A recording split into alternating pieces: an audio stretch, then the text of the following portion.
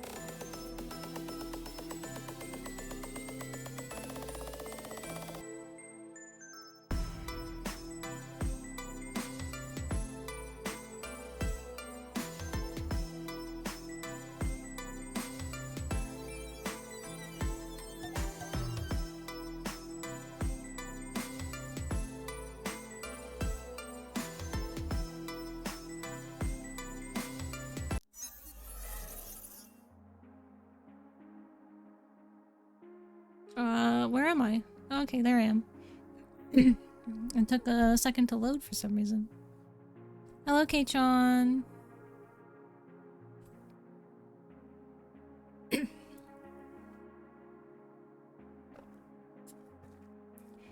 And hello, No Zone and Pyro, if you're still here.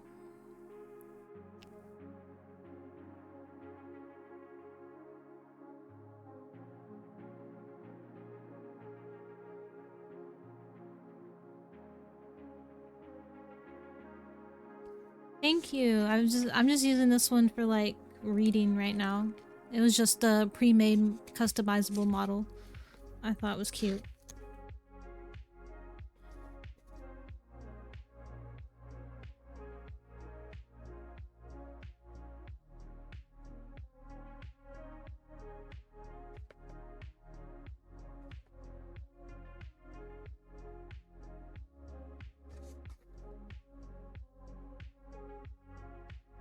I was trying to take a bookmark out of another book so I can finally put a bookmark in the book for reading. So I can stop using the jacket as a bookmark.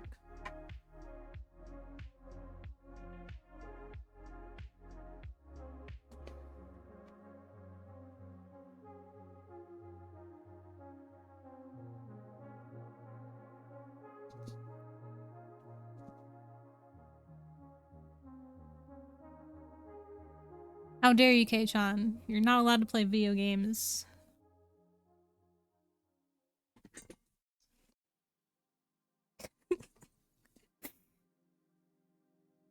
Yeah, K-chan, you're never allowed to play video games, ever.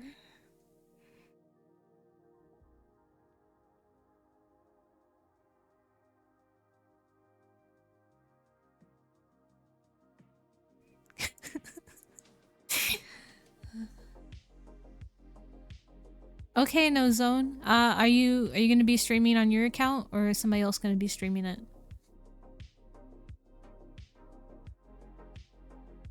I can and I will, K-chan. I just did. Banned from video games. Oh, Vigi games. Vigi games are okay. You can play some Vigi games. Those are perfectly fine.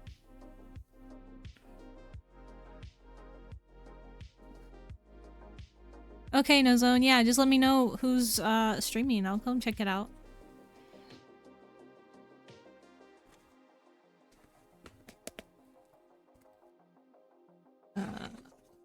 How long of a chapter is this?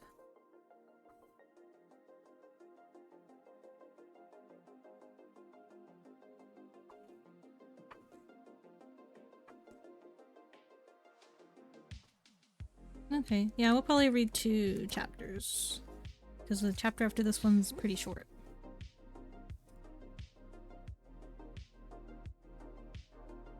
hey Pyro, have a good shower.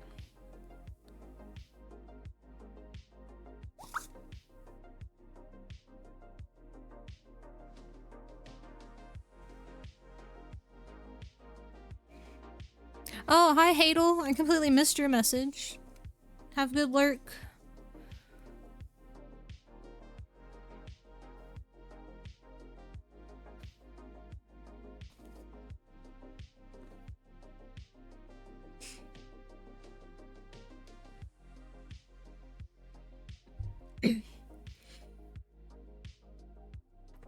Yeah, but like I completely skipped over your message somehow. It like blended in with K-chan's message for some reason. Because you guys have like the same color name.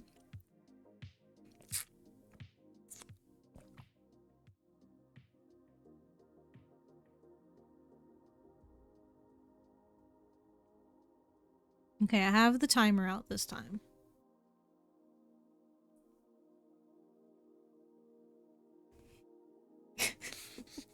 Exactly. It was just blending in and fading into the background.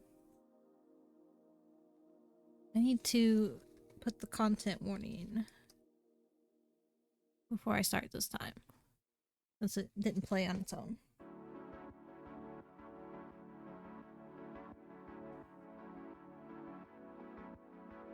Yes, K-chan and Hadel are going to become one.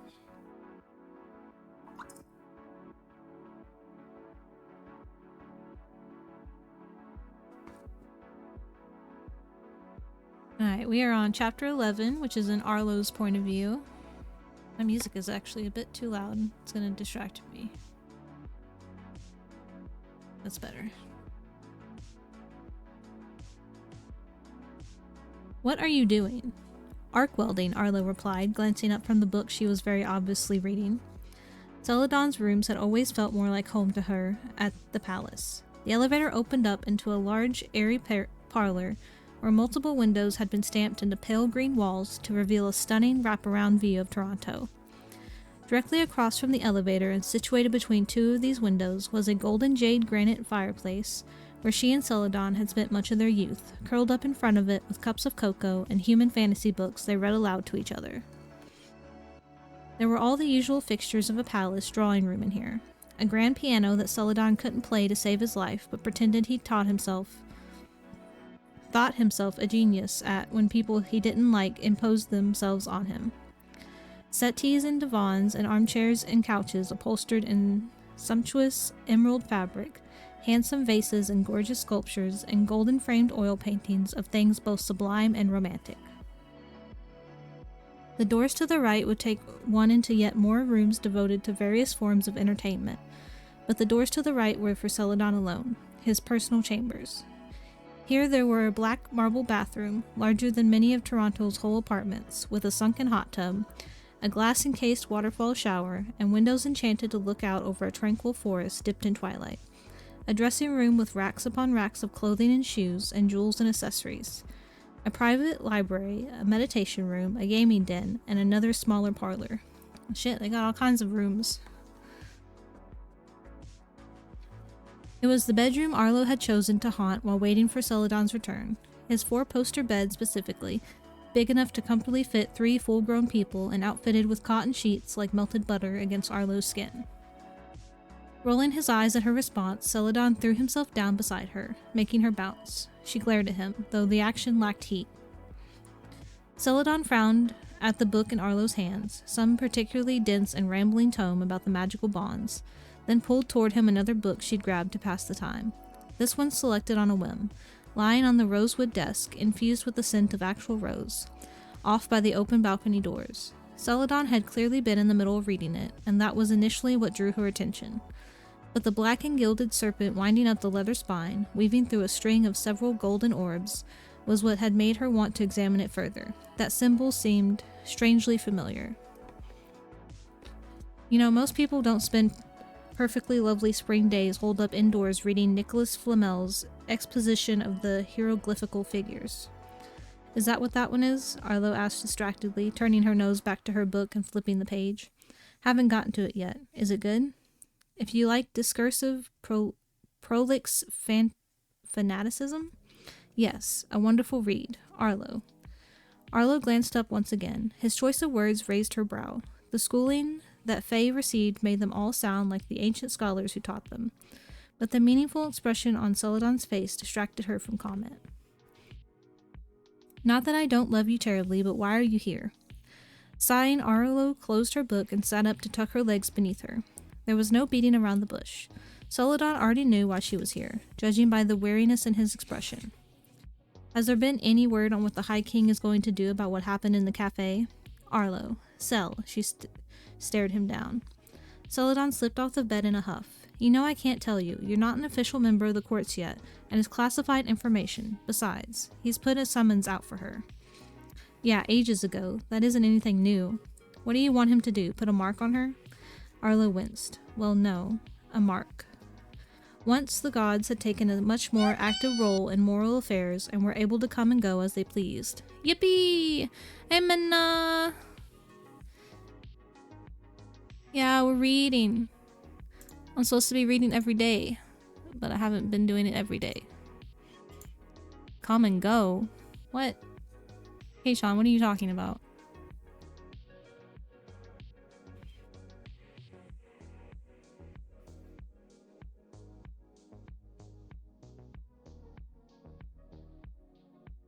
Did I?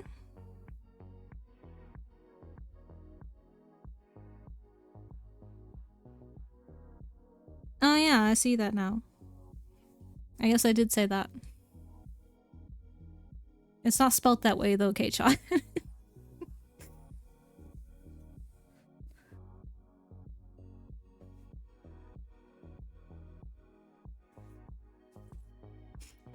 I don't know what I'm reading. I can't read. I don't know, those letters don't look the same to me, K-Chan. I don't think it's spelled the same. The letters look a little different.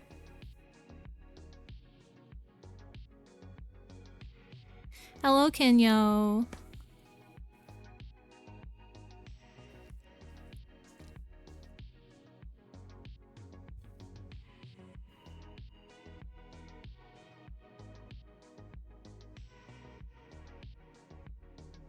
Now I've lost my place again. Zbina distracted me.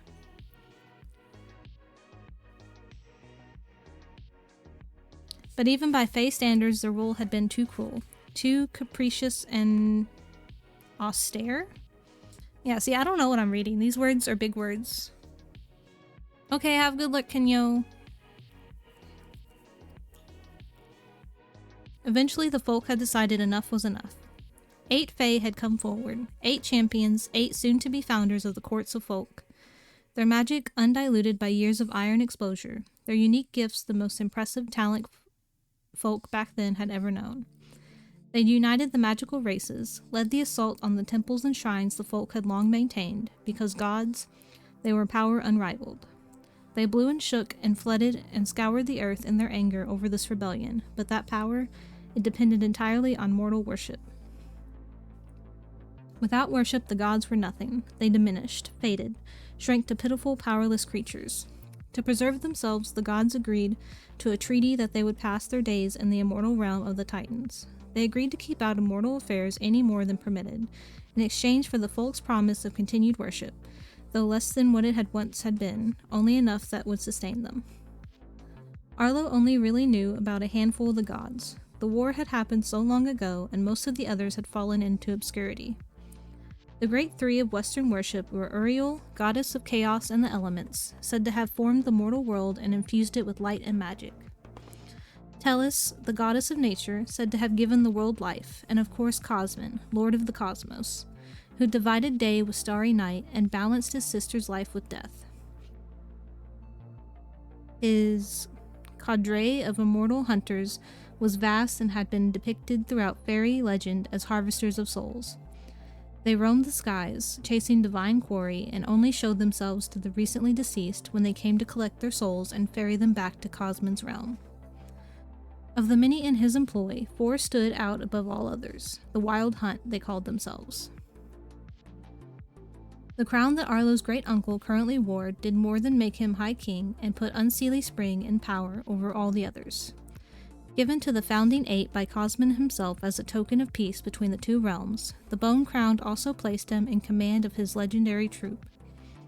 Even though Arlo had never seen a hunter for herself, she knew as well as anyone else they weren't to be taken lightly. There was no escaping them once they'd been set after you. And if the High Sovereign marked you, the hunt was permitted to chase you down however they wished, to tease you and torment you and make the last moments of your life a living hell. This was not the fate Arlo wished on someone she couldn't say for certain was the murderous culprit they were after. Arlo. Celadon said her name much softer now, stepping forward to place his hands on her shoulders. I know you're anxious to see this resolved. Trust me, I am too. I don't like how close you've come to danger here, and how much danger you're still in every day this is allowed to continue. But this isn't for you to worry about. He lifted a hand to tug on a strand of her hair. Arlo swatted it away, however half-heartedly. Please allow me to take care of this. You're my family, my best friend, and I love you like a sister. Maybe better than a sister, because I have one, and let me tell you, she gets on my nerves a lot. So let me protect you as I've always protected you, as I'll always continue to do. Damn Celadon, he was far too good at getting his way. Arlo knew he meant every word he said. There wasn't anyone in the world she felt safer with than him. No one in the world she loved better. No one in the world who loved her better in return. But that didn't mean he didn't also know by now exactly what to say to soften her obstinate moods. Fine, she sighed. She could feel her fight draining out of her. You win. This isn't about winning. Celadon dropped back onto the bed. This is about you living long enough to give Counselor Sylvain an aneurysm when you're named an official Viridian. Arlo snorted. She knocked her shoulder into this. Celadon swung like a pendulum out and backed against her side with just enough force to topple her over. He grinned impishly at her glower. Seriously, though, he added as soon as Arlo righted herself, we'll get to the bottom of what happened in the cafe. Leave Nausicaa to us. Nausicaa. Pardon? The shock on Celadon's face was enough to know that he'd let something slip he hadn't meant to. Arlo felt her fight stir instantly back to life. Nausicaa. Is that her name? Do you know who she is? Is she actually the Dark Star? Celadon looked an odd combination of furious and horrified at himself. He sat on the edge of his bed blinking at her. Arlo had never seen him caught off guard like this before. Normally he was wit she couldn't keep up with, and 3 steps ahead of every conversation. Is that her name? She pressed a little harder, surging forward to crowd her cousin's space. Yes. Okay, it's her name. Now let it go. Arlo, how do you know it? She demanded, draping herself across his shoulders. There was no way she'd be able to physically wrestle information out of him he didn't want to tell, but she could certainly annoy him into relenting. This was important. This was progress. If Celadon knew the Dark Star's name, he undoubtedly knew other things about her too, because the High Prince's gift, the extra ability his strength and magic afforded him, was the ability to hear things that had been said long after their saying. Words left impressions on the air, hung around like ghosts to haunt the space in which they'd been spoken. No secret was safe from someone with this talent if they knew where to apply it and did so before those ghosts could fade. Arlo, you're wrinkling my suit. Get off. Tell me what you know about Nausicaa. No. Do you know where she is? No. Don't make me use your name. You wouldn't dare. You are unbelievable. Arlo nodded. It was fair. There were times, like now for instance, she couldn't believe her persistence either. I know. Now, are you really sure you can't come in with me? Celadon drew a breath as though to calm whatever reply he'd like to make instead of, I'm sure. The fairy ring has a strict no Sid Fate policy. I physically cannot enter. Also, can I remind you again that this place is incredibly illegal and very dangerous, and if anyone finds out about this, the fairy ring was more than just a nightclub. That was just its official face. Its true nature was right there in the title, though. That, too, was rather fluid. Okay, so apparently we just, skipped from his bedroom to this fairy ring nightclub. I don't know why that just skipped like that.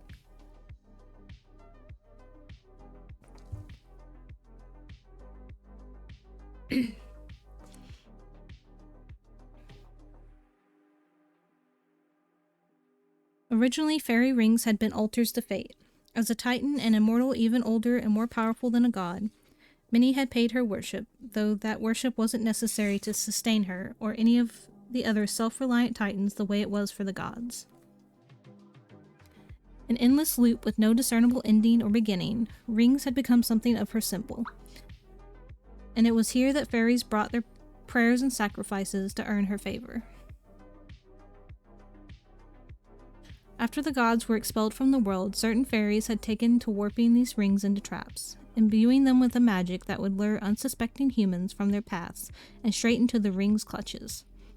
Once captured, that human would be enslaved to fairy whim until released, but often this total servitude was a lifelong sentence.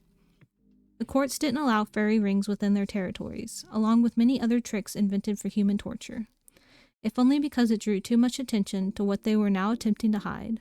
For the most part, most rings had all been destroyed. Only the ones in the wild were left untouched, and this one, the nightclub Arlo was about to enter.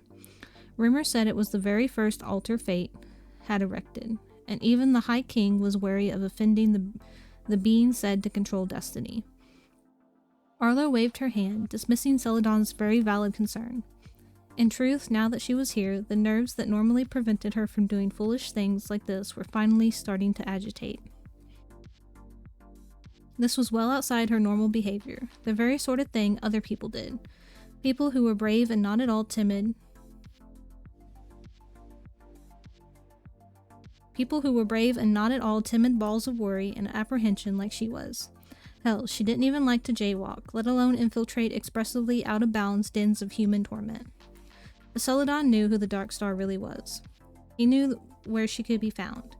A summons wouldn't be enough to bring in Nausicaa Kraken, not with what Arlo knew of her personality from their brief interaction, and overwhelming was Arlo's even greater anxiety that Nausicaa would get away in the time it took the High King to realize he needed to take better action.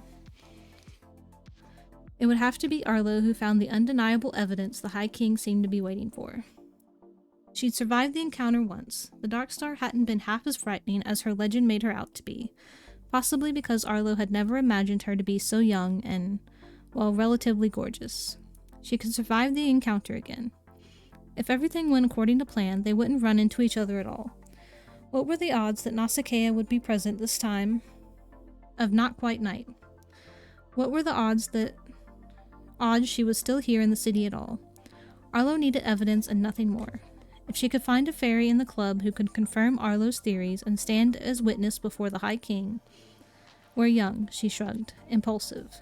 The courts never take pre- and newly mature fae seriously. Not until we're at least half a century old.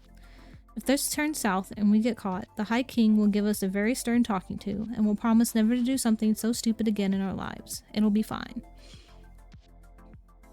The knots twisting up her stomach screamed a different story. Yes, except you're probably going to die before you get to make any promises of intent on better behavior. Don't be so dramatic, Cel. Nobody's going to kill me. You said so yourself. There's a no killing other folk policy within the club, and you'll be right here waiting for me when I'm finished, right? Celadon grumbled in affirmation. I'm not going to be on my own any place where there might be actual danger. That was the plan, at least. Now that it was being put into action, Arlo had much less faith in its perfect execution. Of course, she wasn't going to let Celadon catch whiff of this and double down on his efforts to change her mind. You're going to infiltrate what's possibly the most notoriously dangerous club in the world, to prod a bunch of notoriously dangerous criminals for information on someone who is quite possibly an assassin, and gifted with strange magical death powers. Celadon's jaw clenched. Yes, that sounds fine. This is 100% an activity safe for all ages. Nothing could go wrong. Unhelpfully, Arlo's mind decided now to remember that they would also have to do this all before her mother came home. It was still quite early in the evening. The sun had barely hit the horizon, and Thallo had a few more hours yet before her usual return from leading the Royal Guard through training simulations, doling out and checking in on assignments for the Faucian factions, and generally storming around wherever the High King went as an extra bit of muscle. Still, there was always the chance she'd cut her workday short. Arlo sighed, trying to ignore the swell of nausea. If she's there, I'll leave, she reminded him. If there's any trouble at all, I'll leave. I know this is dangerous, Cel. I know this is... Yeah, okay, sure. I'm one of the folk, no matter what the courts say. No one can try to kill me inside the ring. But that doesn't mean they can't hurt me or follow me out if they feel like reminding me they're a bunch of murderers, thieves, and criminals. This talk is having the opposite effect of what you wanted. Arlo looked her cousin in the eye. She didn't want to get this involved, to run around after possible killers and throw herself from one fire to another. She would give anything to be at home right now, safe and unconcerned about what was going on in their community, to leave this problem to other people. But other people were doing just the same. Those other people weren't doing anything, and Arlo just couldn't shake the sound of Cassandra's mother crying. She couldn't shake the sight of Cassandra's face, frozen in pain, her body lifeless. The dark star so infuriatingly flippant about it all. Every time Arlo closed her eyes, she relived what had happened in the cafe, and wondered if she could have done something more to prevent it from happening at all. She wondered if maybe she really could be next to die, as Celadon already seemed convinced. And hells, it could have easily been her on that cafe floor. She was Ironborn just like Cassandra. She'd been seated right beside her, in the midst of a killer who could apparently strike whenever and wherever they wished. How many people would be relieved if she were gone? Who would bring her justice? Where Celadon and the too few others she mattered to couldn't because of the rules that bound them. Family, classmates, the Fey High Council. Arlo could have died, could still die. Others were going to die, and nothing would be done about any of it because nobody really cared about the Ironborn.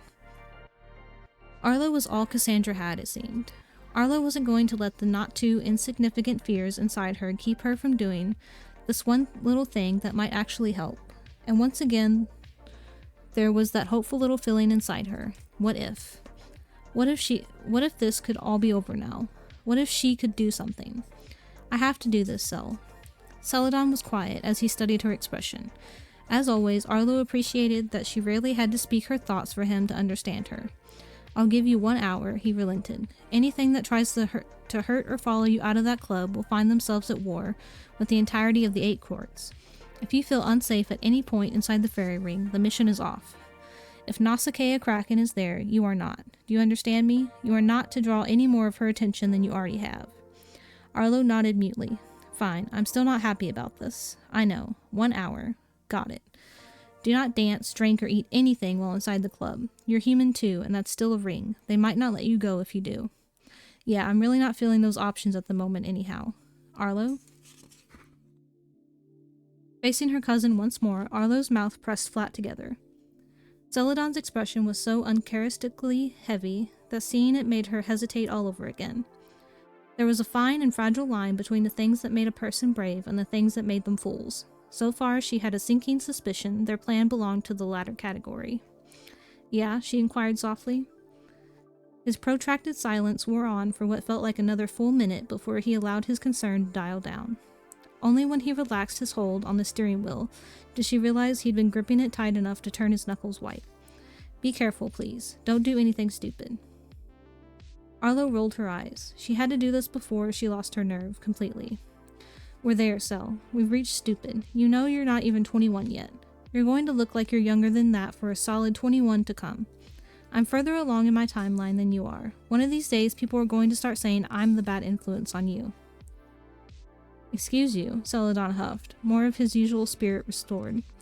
I'm the very and incredibly dated definition of adult. I have a house and a job and at least 3 potential life partners who haven't yet met me in person, and therefore haven't learned that all the rumors about me are more or less true. What is your job, even? Making sure budget report meetings don't end in casualties? Making a show of thinking this over, Celadon frowned. You know, I can't really say. Is keeping myself and the Viridian name out of a scandal a job title? Because I'm fairly certain that's the reason they're forcing me into the High King's adversary to begin with. Snorting, Arlo threw open her door. She stepped out onto the sidewalk, but before she closed the door behind her, she bent to catch Celadon's gaze.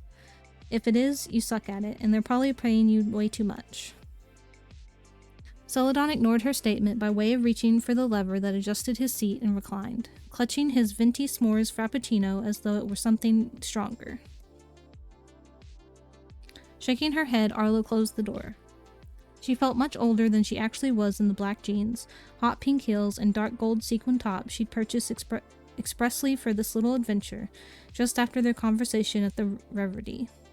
It had taken almost a full hour and several YouTube videos for her hair to match this image, half tied back in an elaborate knot meant to resemble a rose, the rest left to drape in flaming, loose curls down her back.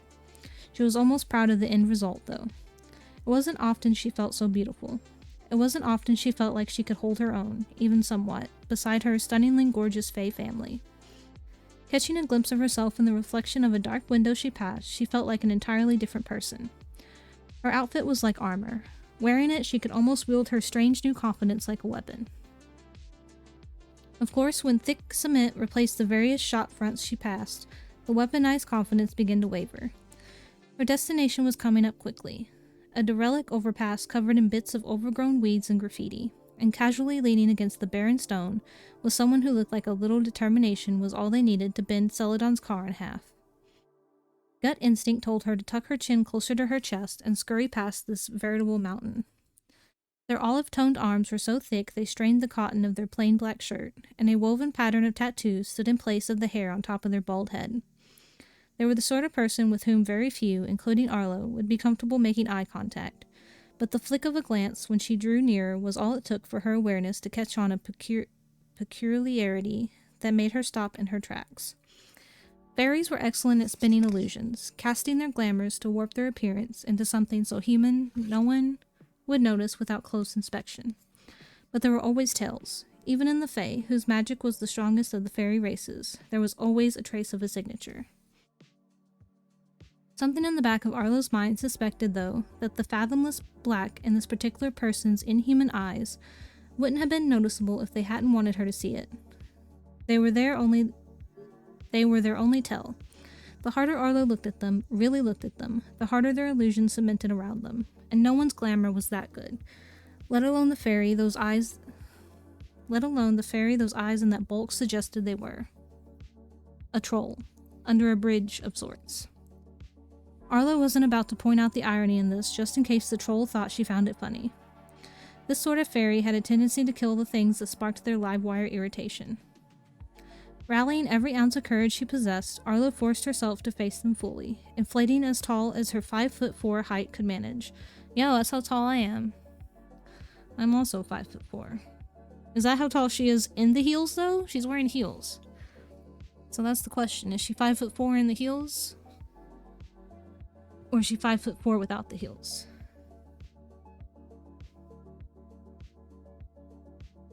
Hello, she said, pitchy and overly cheerful.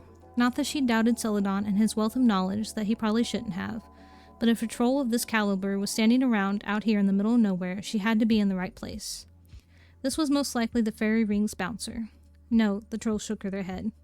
Arlo blinked, but I didn't even ask you anything yet. You didn't have to. The answer is no. The troll had a way of speaking that made them hard to understand. Their words grated together, not exactly accented, but dull and deep, and the way they echoed in the pit of their baritone voice, Arlo felt as though she were conversing with a cave. Scrambling to keep hold of her wilting courage, she tried again. Okay, but I'd really like to get inside the club, please. It's important. I have no idea what you're talking about, little girl. Go home. Damn it, this wasn't working at all. Listen, mister, she said as firmly as possible. She really hoped she wasn't making a scene for nothing, that the troll was just being difficult. Because if it turned out this one just liked standing under bridges, she was about to badger something twice her size and far less concerned with the consequences of public disembowelment. I know what's here. I know you're guarding the fairy ring, and I want in. I'm one of the folk. You have to let me in. Her hesitation resurged. Don't you? The troll waved dismissively, neither intimidated by Arlo's tone nor overly worried that she'd caught them twisting the truth. In fact, if anything, Arlo would swear amusement lit a glimmer in their unnaturally dark eyes. First of all, I'm no mister. My genders may be fluid and many, but my identifiers are neutral. Yo, non-binary. Gender fluid person. Yo, Kachon's also 5'4".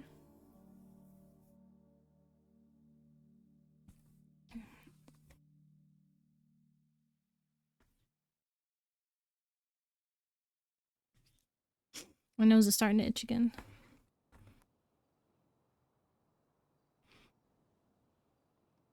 Oh, sorry, Arlo apologized. Won't happen again. The troll nodded. Second of all, you're Fae. Sid Fae. They might not let you wear their name, but it's in your blood all the same. Blood that smells like iron. The troll's face was heavy-lidded, squashed and square. When their wide mouth curled into a sneer, Arlo could almost see beneath their human mask to the blunted lower canines jutting into their upper lip. Fae and human, and neither of those are very welcome where you think you want to go. Arlo deflated, but wasn't entirely ready yet to give this up to defeat. It wasn't anything she hadn't been expecting. A club that was smart enough to flout court law was smart enough to hire someone who wouldn't let in just anyone claiming to know it was there. I'm not officially recognized as anything. I'm one of the folk, that's it. There are plenty of us who have no court affiliation at all. And what? You've decided that since you're nothing more than the lowly masses, you might as well aim for banishment? The troll raised a brow, eyeing Arlo critically. Do you even know what the fairy ring is, little girl? It's not just some nightclub for your entertainment. Just because you're not good enough for the VIP section of the courts doesn't mean they won't come down on you like the crumbling heavens if you get caught here. This isn't a place for someone like you. No, you're right, it's not, Arlo agreed, folding her arms defensively across her chest. I know exactly what this place is, and it's definitely not for me, but it's where I need to be right now, and you can't deny me entrance. The troll considered Arlo with flickering interest. Why is this where you need to be? It's secret. You don't say. They twitched a grin. Who is it that you're after? I never said I was after anyone. Silence stretched between them, though it wasn't really silent. The traffic on the street behind was loud and bustling with end-of-day commuters, and the first stirrings of Toronto's Friday nightlife. Somewhere in the distance, a heartbeat of music pounded out of someone's car stereo, and a group of human teenagers, too wrapped up in their boisterous conversation to notice anything else around them, filtered past between Arlo and the railing dividing sidewalk from road. When the last of the group trickled by, the troll pushed off from the wall and took a step toward Arlo. This seemed to make them grow several inches taller, and Arlo wasn't ashamed to admit the effect was highly intimidating. Their black eyes locked onto hers. She wanted to look away, but a small voice inside her said if she did, she might as well walk away too. All right, Arlo Jarsdell, I will let you through. The use of her name surprised her. Stunned, she tried to think back to when she could have possibly given it. The troll mistook her stark silence as need for clarification. You can go inside if you're sure that's what you want. She wasn't sure, not at all. Her certainty in that was about as close to sure as she was of anything at the moment. All right, she replied. Yes, thank you. Snorting at whatever in her statement they found amusing, the troll nodded acceptance of this verbal contract. They dropped back to the wall, but before they could reach it, stepped aside, and the patch they'd been previously guarding revealed itself as merely that. Yo, they're even using they-them pronouns now that they know that they're gender fluid. That's amazing. Good book. 10 out of 10. I'm not even halfway through yet.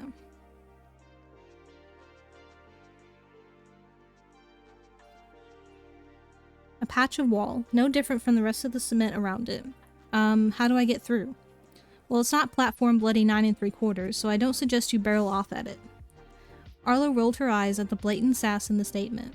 The magical community, however much they grumbled about their growing reliance on technology and assimilation with human culture, their love for human art was evident in the amount of times they referenced it in casual conversation. Put your hand on the cement. The door will open. A proper fairy would have known that. Doubtful, but Arlo wasn't going to start that argument. She could do this. She'd made it this far. All she had to do now was walk through this magical door and she'd be able to uncover more information about the mysterious young woman from the cafe. It was that easy. The time for hesitation was past. With a minute nod to herself for encouragement, Arlo stepped forward and did as the troll instructed. At first, nothing happened. Then, just as she was about to prod for a little further guidance, a portion of the cement beneath her fingers caved inward with a heavy thunk. A moment later, the door-like impression shifted back, then slid aside, and in the space behind was revealed a narrow passage climbing down into darkness so thick, Arlo couldn't see anything beyond the first few steps. Are you sure this is the fairy ring? She heard herself ask faintly. I never said it was to begin with. Arlo glared at them. The troll was toying with her.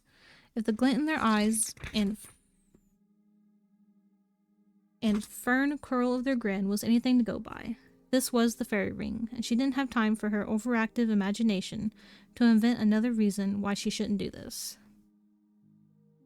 Eyeing the passageway mistrustfully, Arlo sighed and squatted her jaw at the dark unknown. Squared her jaw at the dark unknown. It's a nice quiet life for you after this, she promised herself. Lifting a foot, she crossed the threshold onto the first stone step. The second joined the first. She didn't realize she'd been holding her breath until she felt it rush out of her aching lungs. She'd been expecting something to happen. Something a lot like what had happened to the thief at the beginning of Aladdin, who was devoured by the Cave of Wonders for daring to enter when he wasn't the diamond in the rough. Arlo wasn't fairy. She wasn't properly fae. She wasn't properly human. Arlo wasn't properly anything, and she sure as heck wasn't hero material like Aladdin had been, and maybe like that, like what this investigation really needed.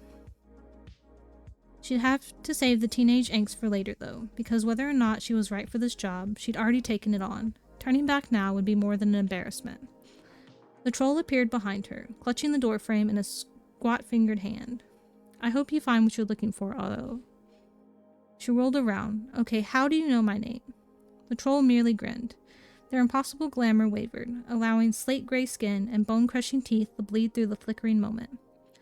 Somehow, equally impossibly, Arlo was struck with the impression that this trollish image beneath was a glamour as well. The black of their eyes flared cold and infinite, marbled now with blue and red and violet and white, an iridescent cosmos, drawing Arlo deeper the longer she looked. And only when those eyes blinked did the veil of a troll fall back into place, and she was released from their thrall. Good luck, the troll rumbled, fingers peeled away, the door already beginning to close. Arlo watched them disappear into a sliver, and then they were gone. In a matter of moments, the cement wall had resealed itself completely. All around her was darkness. She could barely see a hand in front of her face. The unease she'd been feeling before started to swell again like a balloon in her chest. A nice quiet life with lots and lots of lighting. Clinging to this promise, she spared one last pause to appreciate how totally and truly she'd screwed herself over. Then, stretching out her hands to either side, she used the walls to guide her slow descent. Oh, my back's killing me. Alright, we're about to read chapter 12, which is in Nausicaa's POV.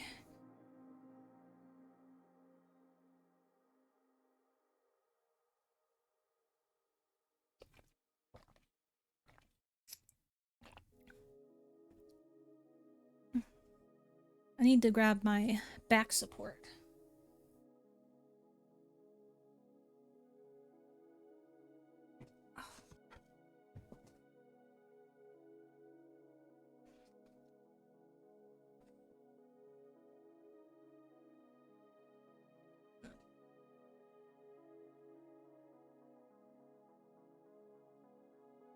Okay, yeah, that feels better already.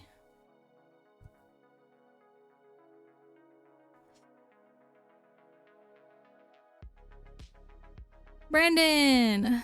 There's no Chica command here.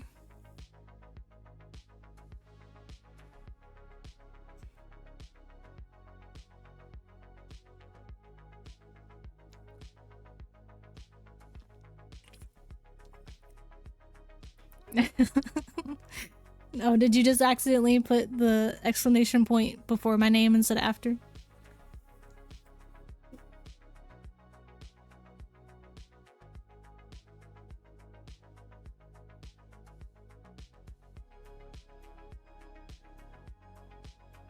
A wide flight of wooden stairs was all that separated the Fairy Ring's VIP landing from the rest of the club. That and a pair of vampires. There weren't many vampires that Nausicaa was on good terms with. This brand of folk was the result of long ago Fae experimentation with blood magic. The story said that a handful of them had gotten together to try to make themselves like the gods they'd kicked out of their world, and it had worked, in a way. Their invented ritual had slowed their aging down to what was almost a complete stop, and enhanced their already remarkable speed, endurance, agility, and senses. Of course, it was some next-level dark magic that had given them these powers, and dark magic was much like a parasite. It latched on to its host and fed.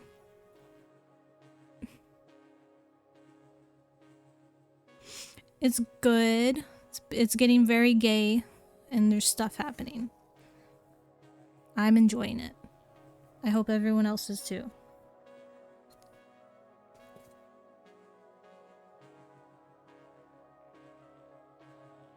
In some, it fed until the host became a mindless husk, and that husk became an instrument of harm, and Nausicaa, as Electo, became the intervention that brought it to an end. Nobody liked interventions, no matter the good they served. The two vampires that flanked the stairs before her were obviously newly made. Blood magic was a finicky thing and required a fresh and constant supply of folk blood to maintain it. The longer it was maintained, the more it altered the host's appearance. Taller ears, longer fangs, sharper bones, and thinner sallow skin? Is that supposed to say shallow? There might be a typo in the book.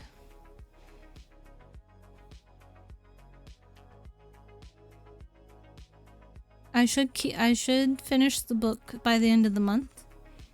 Are there more books in the series that I'm unaware of? Because if so, then oh no. Oh, okay. I have never heard of that word in my life. I thought they meant shallow and forgot the H.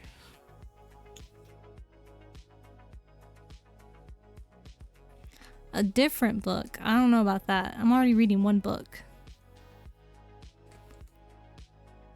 You want me to read a different book after this? That's too much reading. Brandon, you have too much faith in me.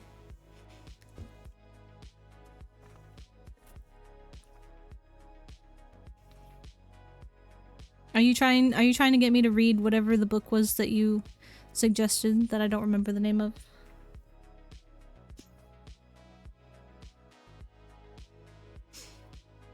No, where was I?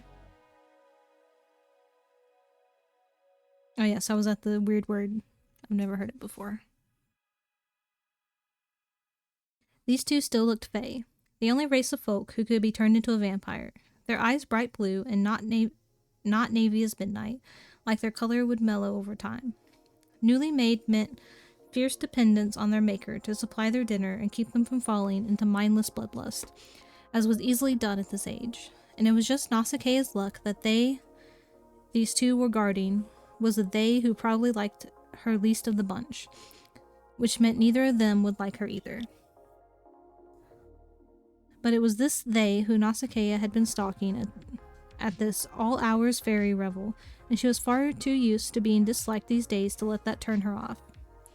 "Hello," she drawled, her voice pitched low and sultry. With her hands on her hips and as charming a smile as her unreliable memory of such things could help her craft, she looked between the two young vampires. "I need to have a chat with your maker." The vampire on the left, weary, chestnut-haired, grayish-white skin the color of pale stone, shared a look with his partner. It was the partner, stronger hair, a deeper brown, earthen skin, a deeper shade of gray, who replied, "Do you have an appointment?" "Appointment? Ha, what is this, the dentist?" "No, I don't have a fucking appointment. I'm also just being polite. Move. I need to talk to someone with more than 2 brain cells to rub together."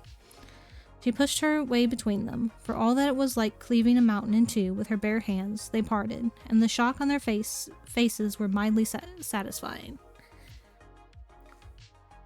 "Stop," said the right side vampire, darting for her arm. Nausicaa stopped. She turned to face him. "I'll give you 10 seconds to think about how attached you are to that hand." She threatened, not at all a fan of being grabbed by strangers. "Yo, same. I don't want strangers touching me." Her captor snarled, baring pointed teeth that could tear out a throat as easily as blades could shred a sheet of paper. It was adorable, like a cub playing at fearsome with a lioness. Nausicaa snarled back at him, shedding a piece of her glamour.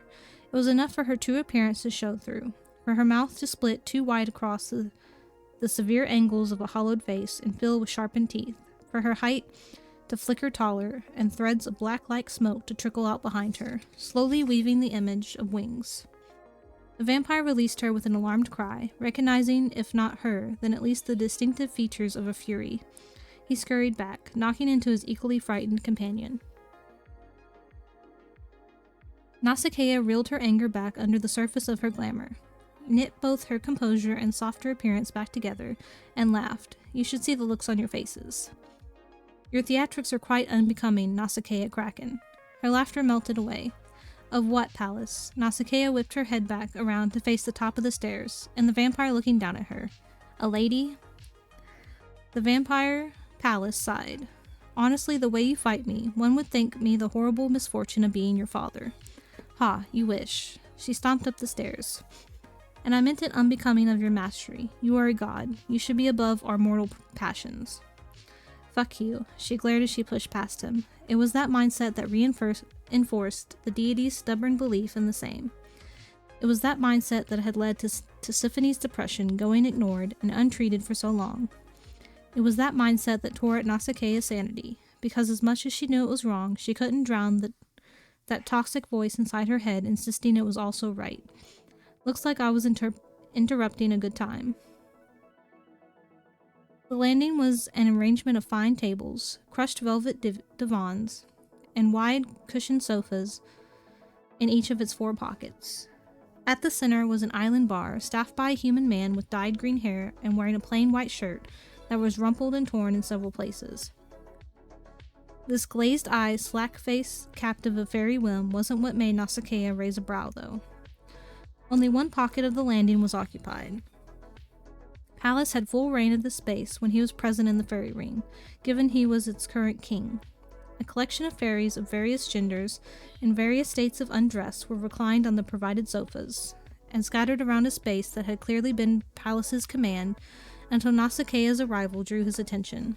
Yo, they having orgies in the club?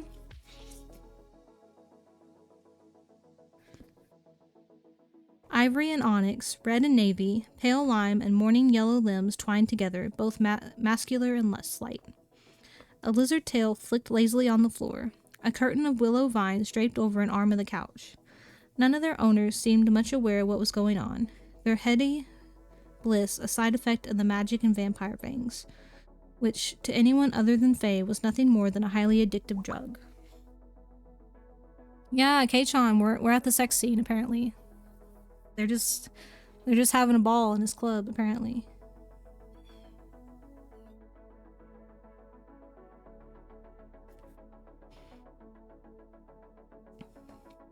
Palace waved a hand, drifting back to his vacated seat. You're always interrupting something, I find. What is it you want, Nausicaa? I'm told you've been persistently present in my club these last few days. I prefer you weren't. Then tell me what I want to know, and I'll get out of your ridiculously perfect hair. No amount of time could drain Palace fully of the former beauty he clearly possessed in his time as a fae. His skin was thin as a pixie's wings, showing off all the bones and spidering veins that held him together beneath, and it was so bleached of sapphire life that he was white as marble stone. A walking mausoleum, he looked to her, ancient even by vampire standards, but prettiness lingered in the russet hair that curled around his nape and ears. The heavily lashed purple eyes that hinted at once being jade, and the airy elegance in his movement. What is it you wish to know? I take it you've heard about the recent rash of iron-born death. Nausicaa snorted. No, you don't. You just don't like to share your food. Can't drink human blood. All that iron is bad for your diet.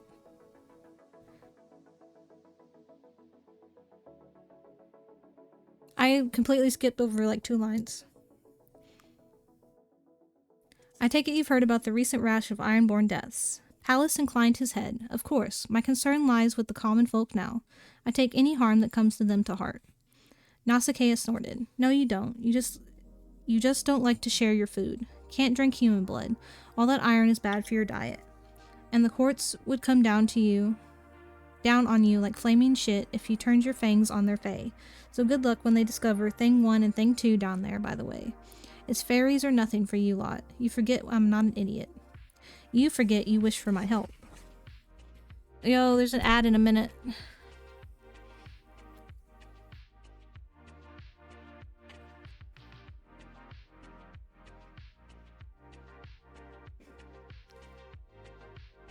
Fine, I'll say it nicely. Please, O great and terrible Palace Viridian, most beloved brother of he who founded the unseelie court of spring, reveal to me, a most lowly creature, the knowledge that your many years and handsomeness, beauty, and hair like burning bronze, and, are you done?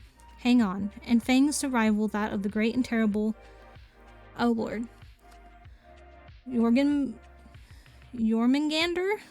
It's a German word. I'm not good at pronouncing those. Bringer of the end of days. Or at least it looks German. There is a reaper in the city. I do not know who its guardian is, nor do I know their aim apart from the fact it's playing cleanup for its master. And whoever that is, they possess power enough to operate directly under my mini great's nephew's nose. Power that stems from an art the courts have rightly forbidden. Nausicaa drew a breath and released it loudly through her nose. I know all of that already. Someone's making a bunch of philosopher's stones. They're using kids to do it. Kind of fucked, but hey, I've come to accept mortals are weird like that. Is that seriously all you have for me? Vampires can lie. You gained that ability back when the Electo before me broke your bond to proper magic. Because the sort of magic that changed a being into something else entirely, like a fae into a vampire. It was a form of altering destiny, and the previous Furies, the ones Nausicaa and her sisters had challenged for their roles, as was the custom of their kind, and what they'd spent their entire life training to do, had been forced to punish accordingly. Remember, not an idiot. And do you remember, Noelle? The entire room fell still. The sofa-bound fairies were still unfocused and uninterested in their conversation, but even they would be able to sense the shift in Pallas's mood. Nausicaa knew from memory the way it would have bled into the room, a stench like sour milk, and layered his tone with the undercurrent of the storm he'd once been able to conjure. Noelle, Pallas's fae lover, the first he'd ever turned vampire, flouting court law. It was Pallas's status that had saved him from the execution his actions demanded, and however much the vampire virus was still dark magic, now that it had been called into the world, it was no longer a form of altering destiny. Fate could spin it into whatever possibility she pleased from then on, but none of this could do anything to protect Noelle when Pallas's bite broke his mind and sent him down a murderous path that ended with his death. Noelle abducted a bunch of humans and sacrificed them to resurrect his own personal undead army. Nausicaa replied dryly. He was trying to, and I quote, erase the sun and drown the world in a feast of enemy blood. I'm sorry, Noelle was insane. Necromancy is against the law. I was a Fury. I was doing my job in bringing him in, nothing more. You did your job with relish, spiteful thing, Pallas hissed. Nausicaa folded her arms over her chest and glared. Hard disagree with you there. Can't relish something you don't give a shit about. Yeah, I liked being a Fury. I was good at it. It's what I was created for. It's what I spent my entire life in preparation to become. But I didn't know you or Noelle. It wasn't personal. It was my job. Leave my sight, Pallas snarled, leaping to his feet. The fairies around him gasped, stirring at last. One dove for cover in the arms of the fairy beside them. Another fell off the end of her divan. The enthralled human at the bar fumbled the glass he'd been washing, shattering it on the ground. He didn't so much as flinch when he walked across the shards to find a broom. When he came out from behind the bar, Nausicaa noticed that he was barefoot and trailing bloody footprints behind him. The things the ring got away with, all because the humans its patrons lured in for entertainment, were given the freedom to reject whatever temptation was used to get them here. All because after these humans served their purpose and their fairy captors grew bored, they were released back into the world, if they didn't die first, without a single memory of what had happened. Alien abduction, many of them reasoned this gap in their recollection as. Nothing the courts could do if they wanted, nothing the Furies could do about it either. Leave. You had every ounce of sympathy for your own plight, but none for mine. You do not care about these Ironborn. You do not care about this realm. You have no care for anyone other than your miserable self, and whatever else I know about this situation. I would rather suffer the terrible end that's on its way than divulge anything to you. Leave. You know what? Curse you. Nausicaa spat on the ground, sealing what she spoke. I hope you lose even more than Noelle. The fairy with the lizard tail gasped.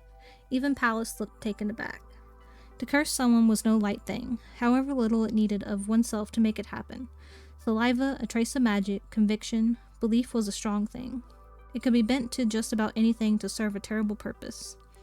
Nausicaa knew all too well how curses could cycle back to harm the one who cast them just as deeply as they harmed the intended victim. She didn't care. Pallas made her furious enough as it was without him ripping open old wounds. The gods should have destroyed you when they had their chance, he said, barely above a whisper. On that, we totally agree. Nausicaa stormed back down the stairs, knocking roughly into the two who'd earlier barred her way just because she could. She was tired of this. Pallas, the insufferable asshole that he was right. This was none of Nausicaa's business. What did it even matter to her that a bunch of effing Ironborn were dying? What did it matter that someone might just be using this particular dark magic to pull something into existence that this realm would never survive? She should welcome this, if anything. She had no one she cared about to lose in this war, and no one to care about her if she bought into the wrong side. To hell's with this. That Reaper and its master could kill 100,000 mortals right in front of her, and she could spit on them too, for all that would matter to her. This wasn't her job anymore. She was done. She had no idea what drew her attention to the row of booths that lined the far wall. Luck, she supposed. It was nothing but luck that made her cast a glance in that direction, as she plowed through dancing fairies, disgruntled cries and swears and threats buzzing in her wake like wasps. But what she saw there made her freeze. Nausicaa could hardly believe her eyes. There, stalking between tables, was a creature tall as she in her true form.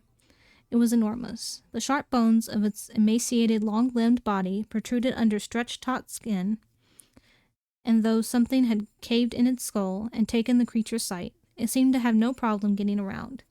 A Reaper. Her Reaper. She could smell it now, from all the way across the room. No one else even twitched with notice, and that was odd, because even the most ghastly of folk would panic in the company of this, which meant, do they just not see you? Was a Reaper honestly glamored so well that nothing in a den of the world's most wicked creatures could pick out its presence at all? Nausicaa stood a moment, simply staring the Reaper down, finding this all quite hard to believe. She followed its slow winding trek toward the back of the room, baffled by the fact that it was here at all. Reapers were one of the few things even the ring rejected, let alone completely at ease here. Excuse me, what? Nausicaa wheeled around. She stomped a decent way through the dance floor before the Reaper had stalled her, making for the exit and scattering fairies as she went, all except one apparently. A very gruesome one, a globular mess of matted hair and scattered flesh, and a mouth the size of a tire in the center of its body. Oh goodness. An anthropophagus? An anthropophagus. A polite one at that. Nausicaa felt a little dismayed that the reveling fairies had most likely scattered less because of her fury and more because of this cannibalistic creature. Well, she prompted when the anthropophagus merely stared, like she was the one who went around gobbling up her fellow folk. You're the one who's been asking around about these, right? He held something out between them in his massive gnarled paw. It was smooth and gray and shot through with black veins and twisted up in similar colored tubes. A stone at first appearance, in the shape of a mortal. Is that a heart? It used to be. Nausicaa felt her own begin to hammer in her chest. Anthropophagi weren't as wildly unhinged as their Reaper cousins, but they were definitely dangerous and just as driven by their hunger for flesh. This was odd. Everything happening right now was odd. Of all the fairies she'd figured to be useful to her, this one wouldn't have made her list, even if she knew they were here. She glanced back across the room. The Reaper was nowhere in sight now, almost as though it had never been there at all. Even the stench of its rot had vanished. Had she been seeing things? Nausicaa didn't normally doubt her own eyesight like this, but seeing things that weren't really there was much more believable right now than a whole freaking Reaper partying it up in a club of people who would normally be screaming if it were. Where did you even get this? She asked, turning back to the anthropophagus. Won it, the anthropophagus laughed, a garbled sound that reeked of stale gore. The rest of him went down easy, but I've got no taste for this. You do, though, as I hear. I also hear you like your cards. Cards? What? I'm sensing a proposition here, my good Cyberniscos? That's an interesting name. Nausicaa bared her teeth in a grin. Cyberniscos. You hear correctly. I'd very much like that used to be heart in your hand, as well as whatever you know that made you so sure I wanted it to begin with. Your terms? It was Cyber Nisko's turn to grin, and it wasn't a pretty sight. Word has it you're a Fury. And I'm guessing you've never dined on that before. She could already see where this was going, and damn it all if she wasn't the tiniest bit excited.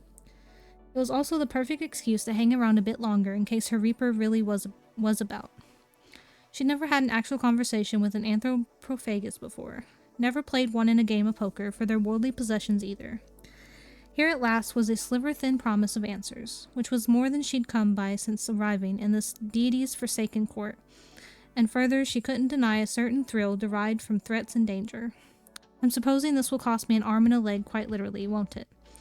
Cyber Niskos chuckled. They never said the Dark Star was funny. Yeah, they never do.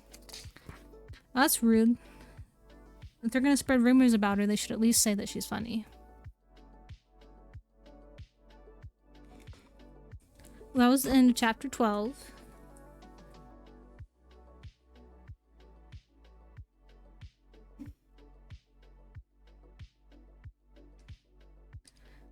So I'm going to take a short break to stretch, go to the bathroom, get drinks, all that good stuff.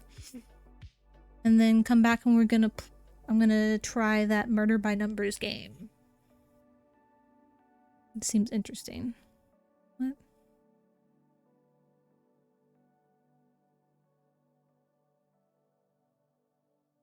Yay, yeah. I'm gonna play some Murder Picross, I guess. If that's what it is. That's what it seems like. It seems like it's just Picross, but there's like a murder mystery novel thing going on as well. But I will be right back.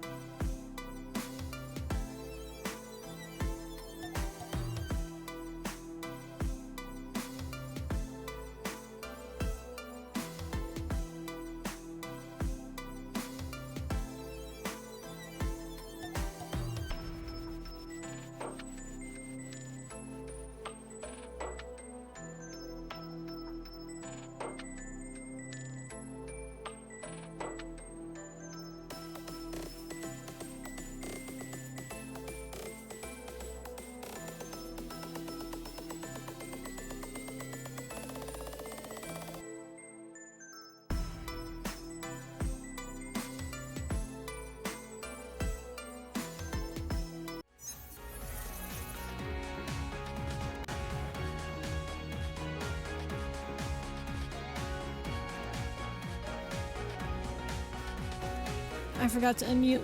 I am back. There's music in the game. It's not meshing well with the other music. Yeah, okay, there we go. That is so much better. Has Warudo's upped their camera tracking apparently.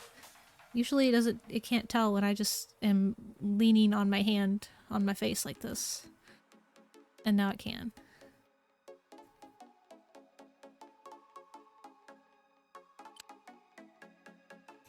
I want fast text speed.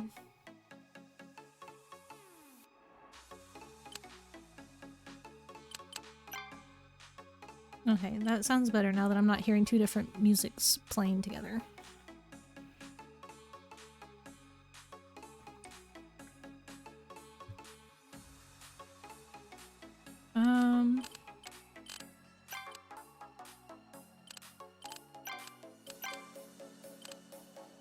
Okay, so this is just like some kind of weird collectible pictures or something. So this is what we want.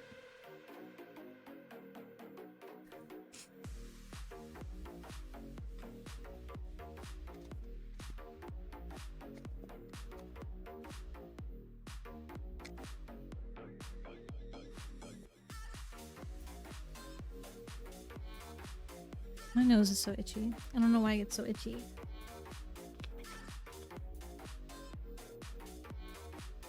Okay, it doesn't like me blowing my nose.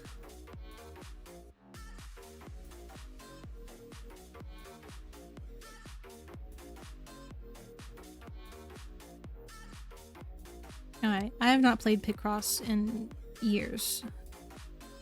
Oh shit, I haven't... K-chan, you're mod. Can you change the category? I think it's just exclamation point game. And then murder by numbers.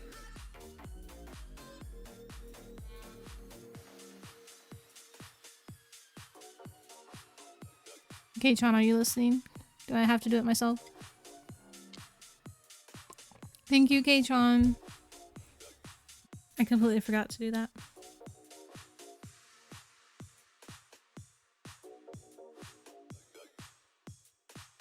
Thank you, Yami. Yes, you can throw things at me again since I'm back in 3D. I see that makes you happy. Oh my goodness. Thank you. Oh, that was right in the face. Okay.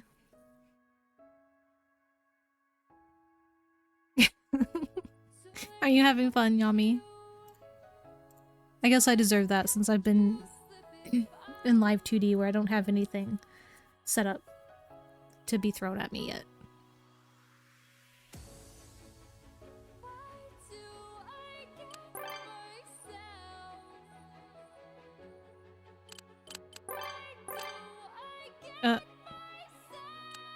What? What's happening?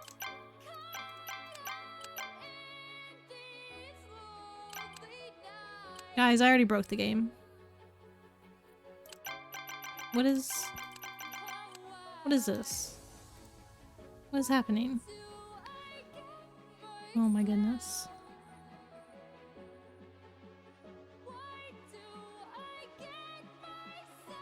I already broke the game, guys.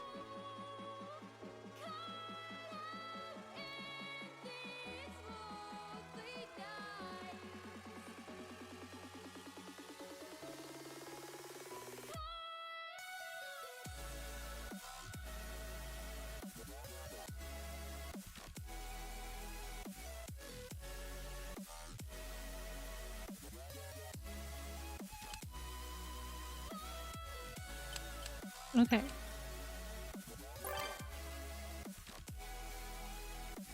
My autosave of what? I haven't played anything yet.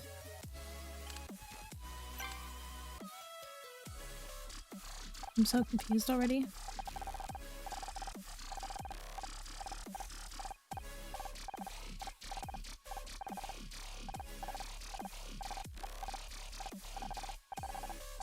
What is happening?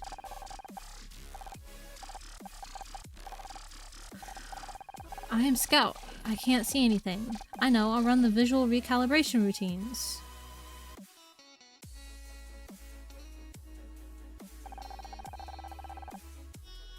Oh, this is a tutorial. Okay, yeah. I know how this works.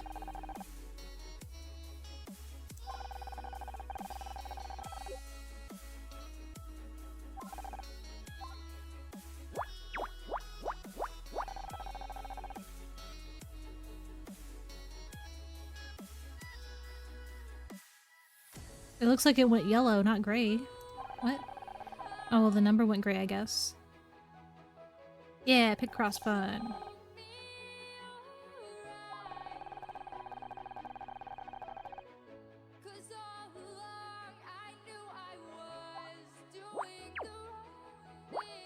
Oh, okay, right click.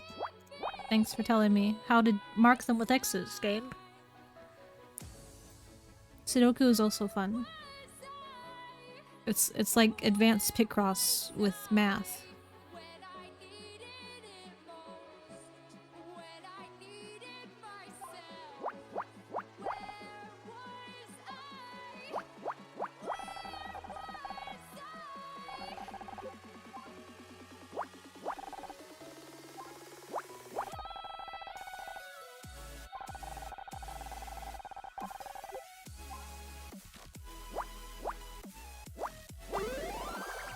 It's an arrow, I guess. Yeah, right arrow.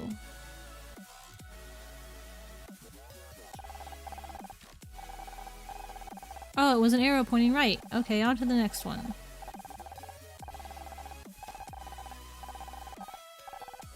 What is happening? Why are we in a computer? Oh, this is still tutorial? Okay. Sweet gay strawberry cookies, that's what it was. Yeah, my quote 8 isn't the same as Pyro's quote 8. But I know what you mean, K-chan.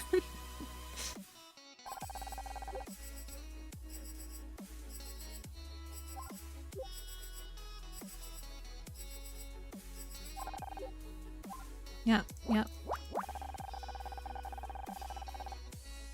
I wish I could skip the tutorial. I know how Picross works.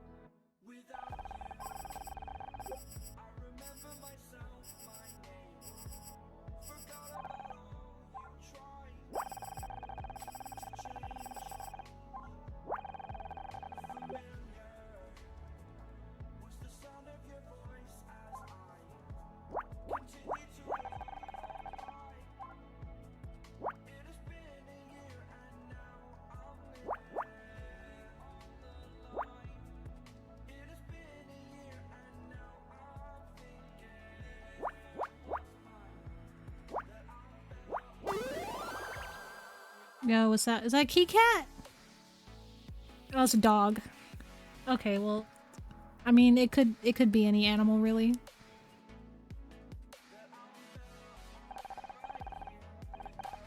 A dog, how cute. Let's try the others. Exactly. Yeah, I first instantly thought cat. But no, they had to say it was a dog. Oh goodness, what is that? Where am I? Accessing memory. 85% memory corruption? How? What happened? I should try and find a way out. Oh, it's a garbage bag. Wait, does that mean that this is a garbage dump? It looks like a garbage dump. Did someone throw me away? Aw, poor Scout. He got thrown away. I guess that's that little floating computer thing.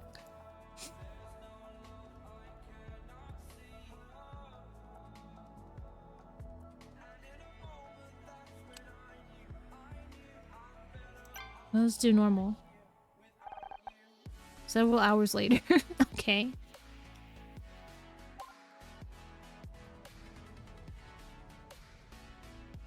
What did that say? Something Studios? And that's how I discovered the missing murder weapon. It was inside the butler all along. Whoa, what? It was inside the butler?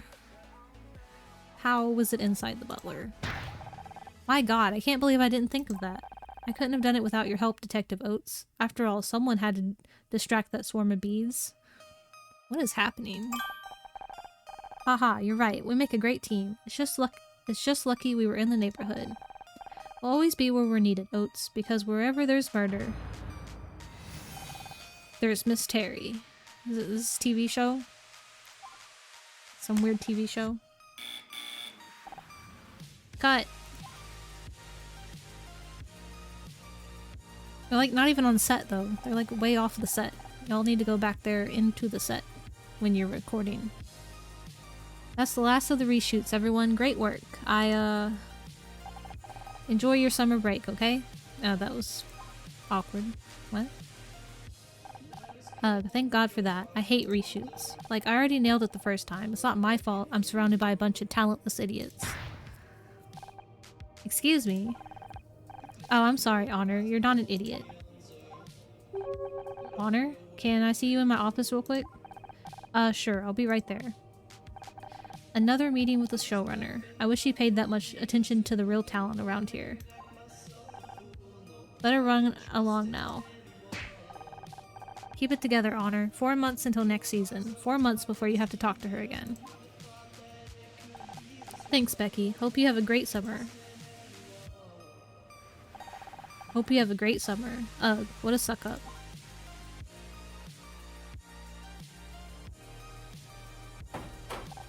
There's already too much reading. I want more Picross. Give me the Picross already. Please, come in. How's it going? Your wife doing okay? My wife? Yeah, she's fine. You know, he's acting sketchy as fuck. Listen, this is hard. What's going on? What's going on, Blake? You know you can tell me anything. Apparently, there are also dialogue options. It's about your contract. My contract? I don't understand. I wish there was something I could do, but... Wait, are you firing me? This isn't what I wanted. Why did it skip? I didn't skip. You're the showrunner, Blake. Don't act like you've got no choice. No warning, no negotiation. You're supposed to be my friend. Please, Honor. I wish I could... Why does it keep skipping his? I can't read that fast. It keeps just skipping over his. I'm not even clicking.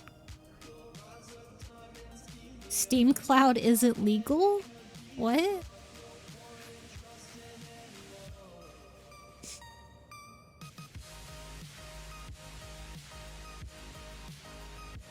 Oh, did it not save any of your settings in Warudo?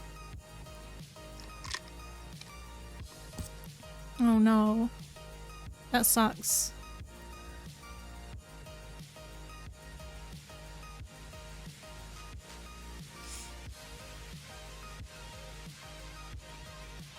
Oh, does VTuber Plus not save it either?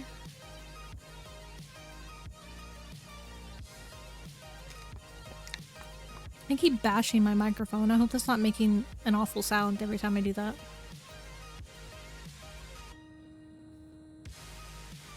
Oh, okay. I forgot I need to turn off some Moobot things while we're not reading.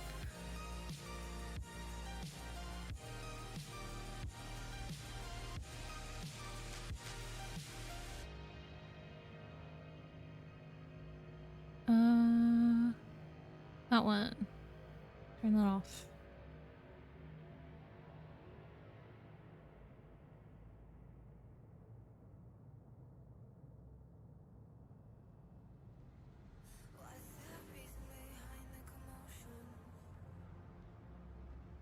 Oh, they were somewhere you didn't know they were, so you forgot to save them.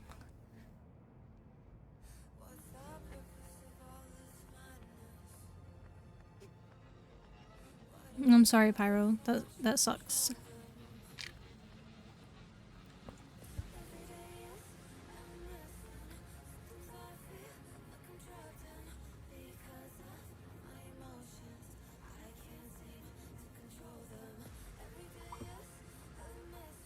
is my phone going off?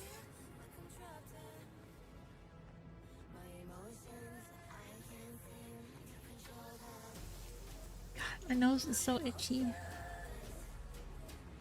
I hate allergies.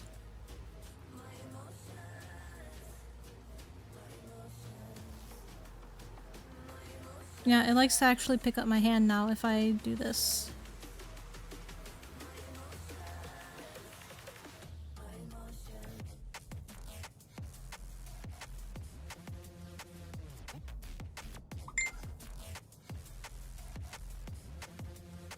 Sorry, Forg is messaging me.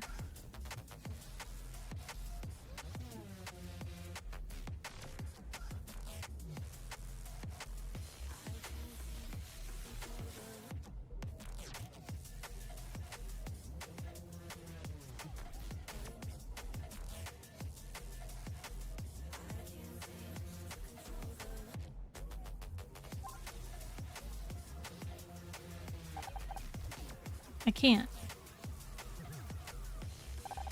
What about the show? You can't just get rid of Detective Oates. The fans will go crazy. You're telling me 3 weeks of hate mail just for changing the theme song. But sometimes things come up. Unexpected things. I have to do whatever it takes. The network put forward the idea of a talking poodle a few months back. I might try it out. Animal companions are big right now. A talking poodle. Right, replaced by a dog. That's dignified. I know this... Why does it keep skipping his text? I have no idea what he's saying because it keeps skipping his text and I'm not clicking. Forget it, Blake. I don't need your sympathy. What I need is for you to have my back, like you always used to. But I guess that's not going to happen.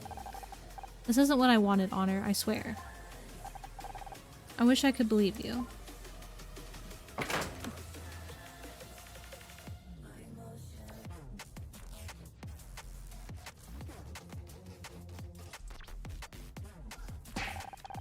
Gridmore Studios, that's what it says. I can't believe this. 4 years of hard work and then I'm out, just like that. Yeah, Waruto apparently doesn't use Steam Cloud to save your settings.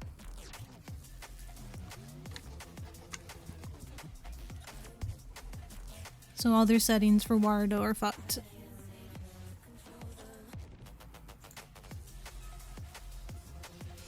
I can't believe this. 4 years of hard work and I'm out just like that. Did I already read that? I think I just read that twice. What am I supposed to do now? Miss Marazi, good to see you. Say, you haven't seen any kids running around out here, have you? Okay.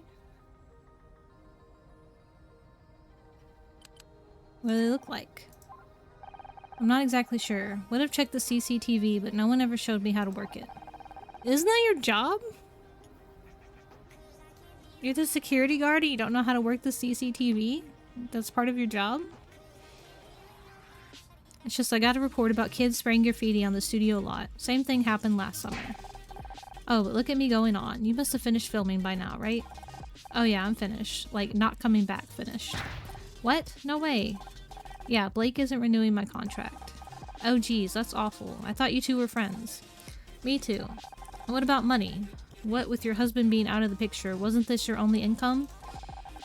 Gosh, I'd be terrified if it was me. I'm getting stomachache just thinking about it. I was trying not to think about it, Bill. Oh geez, I'm sorry. Me and my big mouth. But you'll be fine, Miss Marazi. I just know it. I'm sure you've got a plan. So far the plan is to go home and find something strong to drink. You take care of yourself, okay? Plenty of people here will be sad to see you go, me included. Thanks, Bill. Hey, shouldn't you be looking for those kids? Kids? What kids? Wow, okay. Oh, right. I'd better go. See you around. Wow, he's just as forgetful. Now, where'd I put my car keys? Thought I had them in my handbag somewhere. You don't have a handbag on you. Where's your handbag? It's not on you. Detective Oates? I'm not in the mood to sign autographs right now. Oates isn't my name, I'm just an actress, and this really isn't a good time. But I need your help, Detective Just an Actress. I'm not a detective. Could you please just...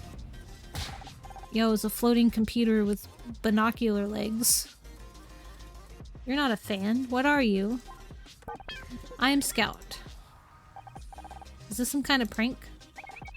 Processing. Prank. A practical joke. A deception. No, I'm not a prank. I'm Scout.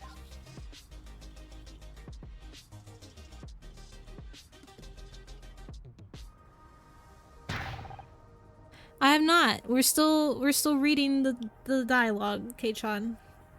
There's so much dialogue going on. I want the Picross. Give me the Picross. Alright, where's the hidden camera? I'm equipped with a digital imaging device, if that's what you mean. It isn't hidden, but it may be hard to see from where you're standing.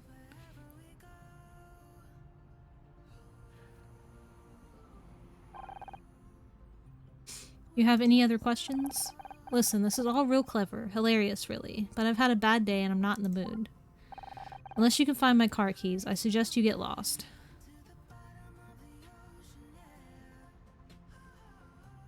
Exactly. You're not dumb, Pyro.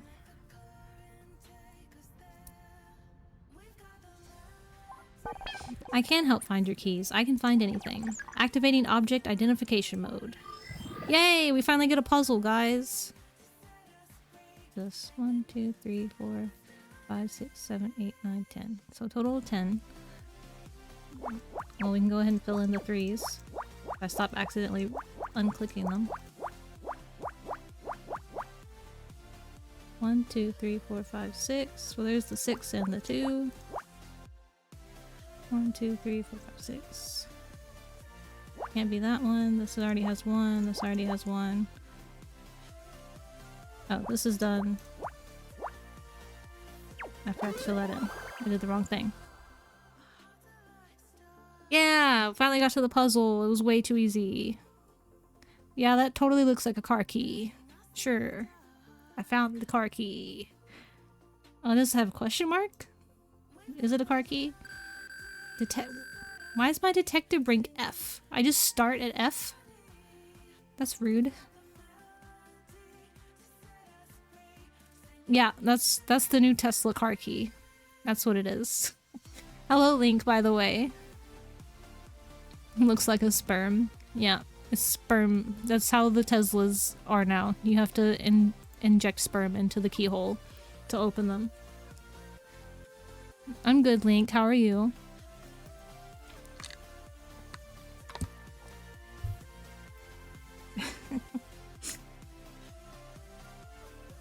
I don't understand what the point system does. How you get points.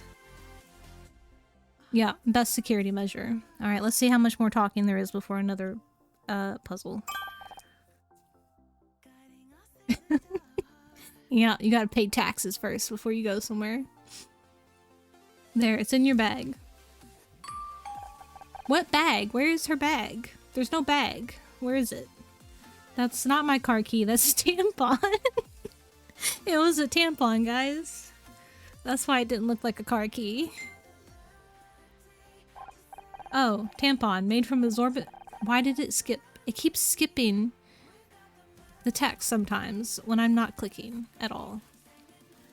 I know what it is. I just don't know I just don't get how this is supposed to help me open my car. Oh, yes, sorry. I'm detecting multiple faults in my object recognition systems and I really have to be going. Yeah, I guess that's why it starts out at F. Wait, I still need your help. I told you, I'm not a real detective. Hell, I'm not even a fake one anymore. What could you possibly want me to help you with?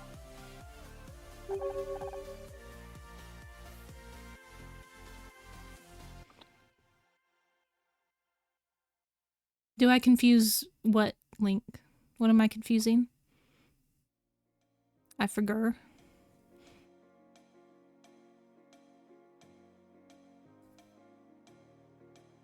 I don't remember. Great, well good luck with that. Oh, no, I do not, Link. I do not confuse keys for tampons.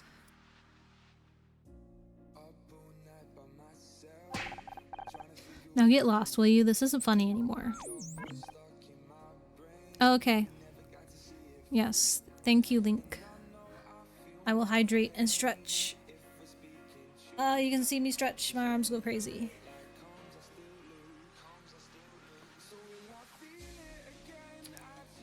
Yeah.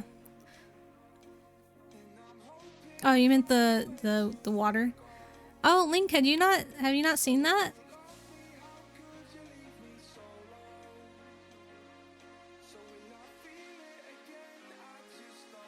Have you not seen this model yet either then? Were you here for when I got hands?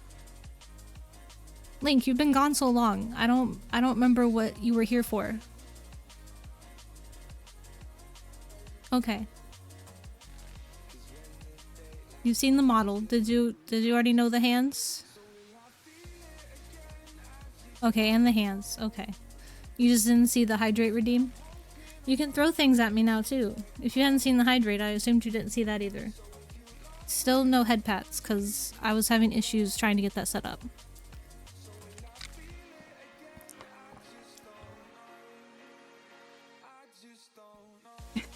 I don't believe you, Link. I feel like you would throw things at you. Yeah, that's what I thought. Right in the face, too.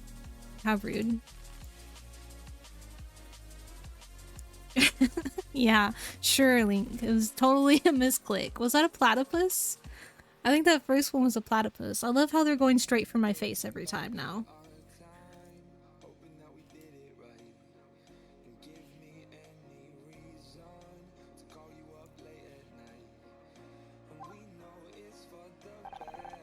Platypusy. I swear, LA gets weirder every day. Now, where are those keys? Maybe I left them back in the studio.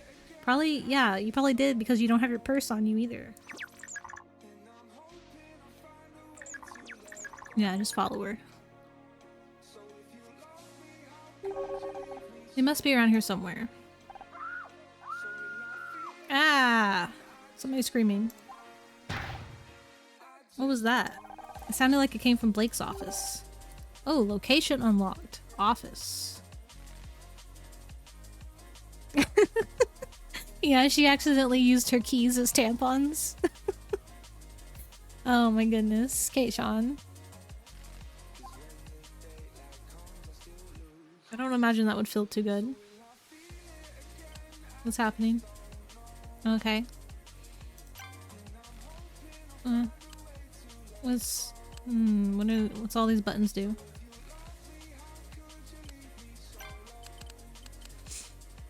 Sure, let's save. Or not? What's happening? Do I have to save in an empty spot? I guess. It would depend on the key.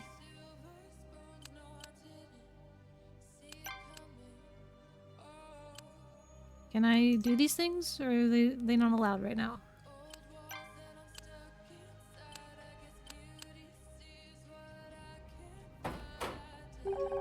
Becky, I thought I heard a scream. What are you doing in here? Where's Blake? He's dead. Oh shit. That escalated quickly. Blake! He just has a little bit of blood on the side of his head, but no... There's no wound. There's just blood. How do we know he's dead? I don't see a wound. There's just blood on his face. Very little of it, too. That's not enough blood loss to kill you. I'm questioning this whole thing. It's fake. This murder was faked. It's behind his hair. Okay, the hair just magically covered up the wound. His hair still looks that perfect after being killed.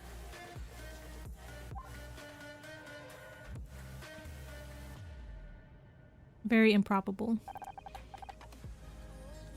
Look, his head's not even at the same angle in this picture than it was in the other picture.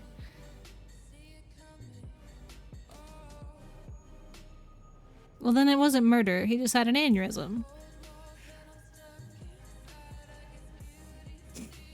it was ketchup. Yeah, he just got ketchup on his face, coincidentally, before being murdered. I just came in and I think I'm gonna hurl. Hey, don't leave me in here on my own. Oh, hi. Okay. Well, we're not reading whatever he said. Yeah, he's allergic to ketchup and someone put ketchup on his face and he died. That's what happened.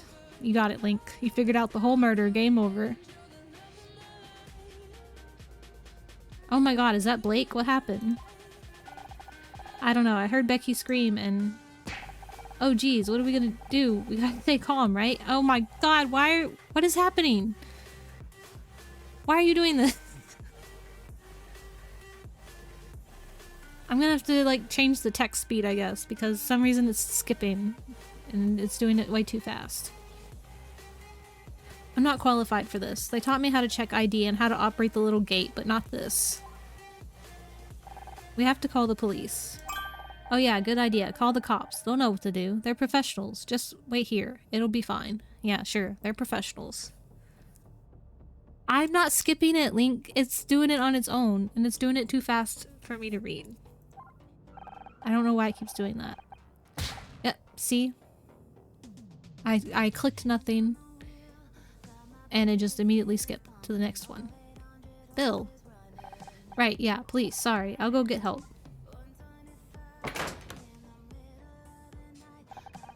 Blake, why?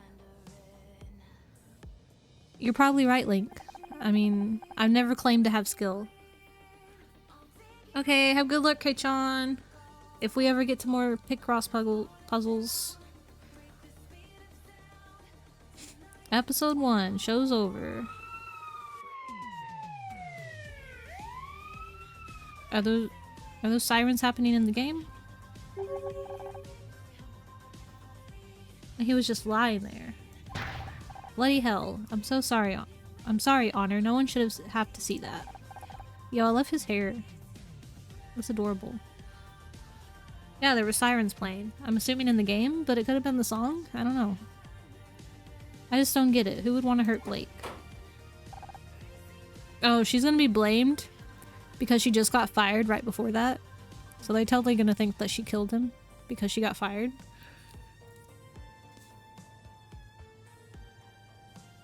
He looks like Commissioner Gordon. Which jacket? The floral one on Mr. Butterfly guy here.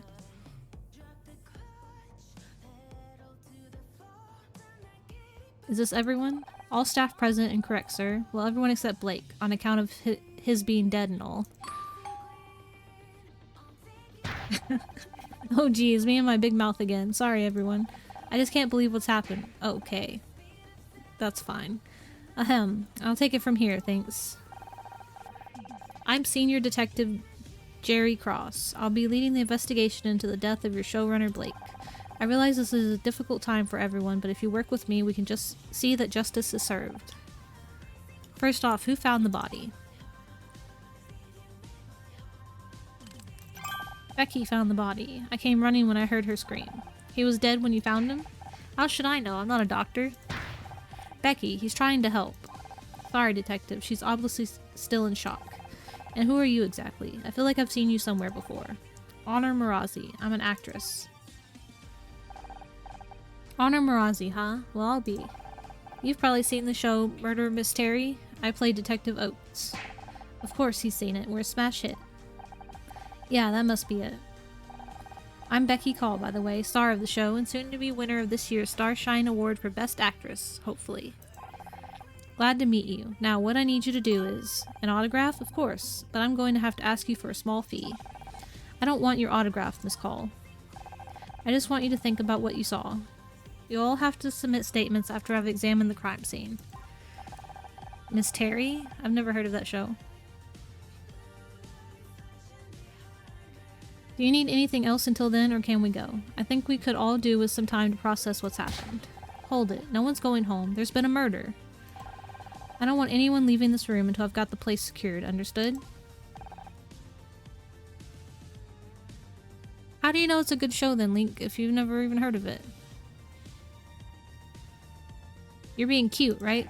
You can't lock us in here. There's no bathroom. Why is there no bathroom?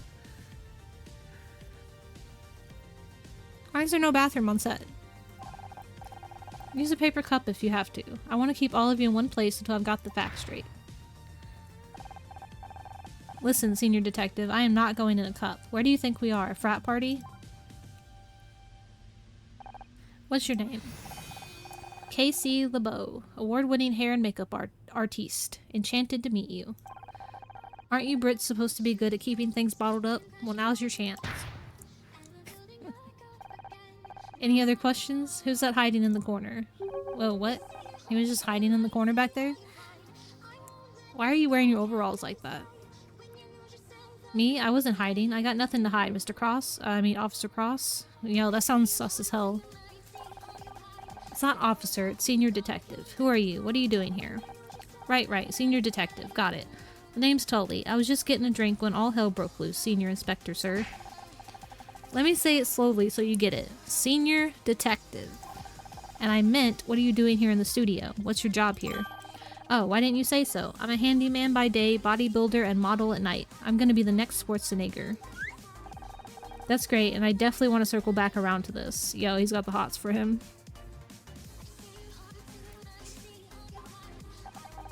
But we still haven't solved my Wii problem.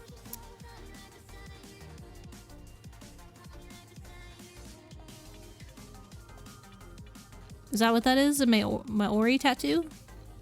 What's Maori mean? Is that just what those tribal markings are called? I didn't know that's what they were called.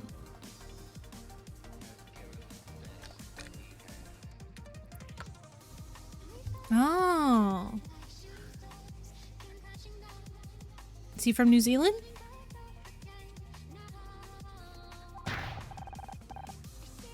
For God's sake, I'm not your babysitter, Mr. LeBeau. The matter is closed.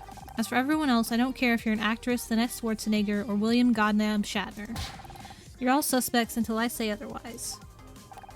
You, security guy. Bill, wasn't it? Take me to the crime scene. Everyone else just sit tight while I do my job.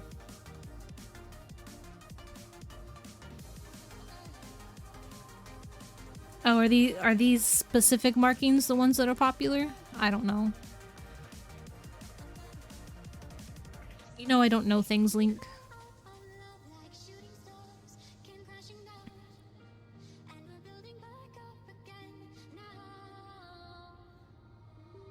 Like all of the originals? I thought like there was different kinds. Not that they all originated from the same place. Yeah, exactly, Link. I don't know things.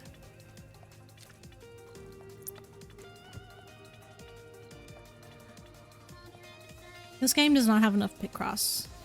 It needs more Picross.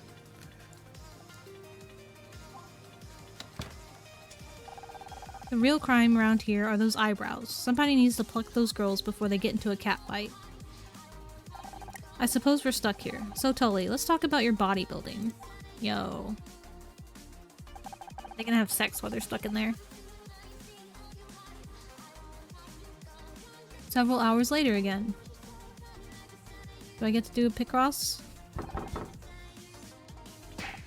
Ugh, come on already, let me out. Would you stop making so much noise? He obviously can't hear you. It's Friday night and I'm supposed to be at a party in like 3 hours. How am I supposed to get ready if I'm stuck here with you losers? You realize Blake's dead, right? And all you can think about is your stupid party? Just because Blake's dead doesn't mean my social life has to die too. Yeah, that was a door unlocking. It's about time. I thought you were ignoring me. I was. Would have kept it that way too, but I found this guy in a hallway over by the set. Yo. He looks crazy. Got any other potential suspects wandering around that I should know about? Yeah, shouldn't you have the studio on lockdown? What if the killer already got away? I've got patrol cars at every exit. No one's getting out of here, but thanks for telling me how to do my job. You're welcome. You obviously weren't doing it right. John, you're gonna stay here until I say otherwise, got it? Yes, detective. Hi, I'm John. John Redfern. Looks like you're stuck here with us now, John. You'd better not need the bathroom. Oh my god, you're Miss Terry. Yeah, I know who I am, thanks. And you're Detective Oates. Wow. Am I guest starring in a new episode or something? Ha ha ha. Oh, the rocks tattoos are Maori?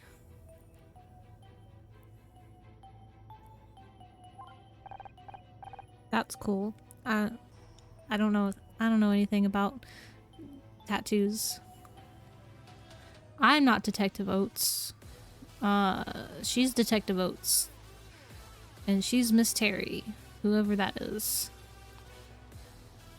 Right, hilarious. Who are you again? Don't worry about her. She's just starved for attention. So are you a new crew member or... Me? Work on the show? I wish. No, I'm just a fan. Like the biggest fan. Yeah, he was just a fan stalking the studio. Did he do the murder? Not really. No. I don't like needles. I don't know how I would do with a tattoo. I also don't like anything enough to want to put it on my body permanently.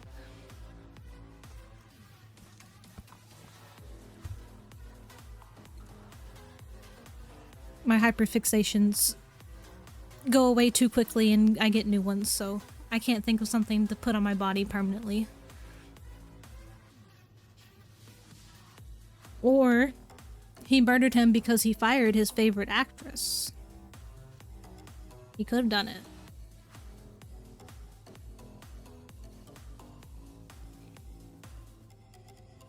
You forgot I hate needles? Have I said that before? I don't remember saying I hate needles before.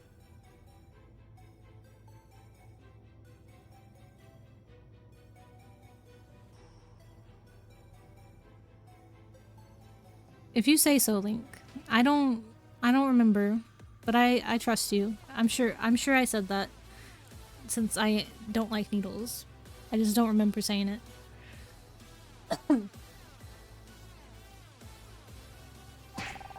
I can't believe I'm actually talking to Becky Call. This is amazing.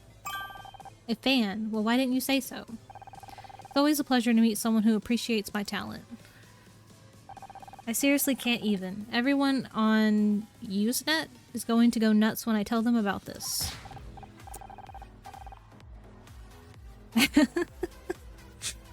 Now you're doubting yourself? No, it's okay, Link. I should doubt myself more because I just don't remember shit. I forget things that I tell people quite often. So it's not unheard of.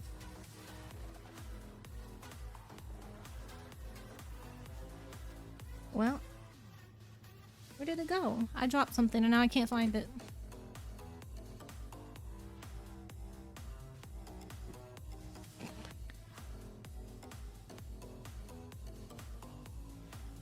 Give me your bones.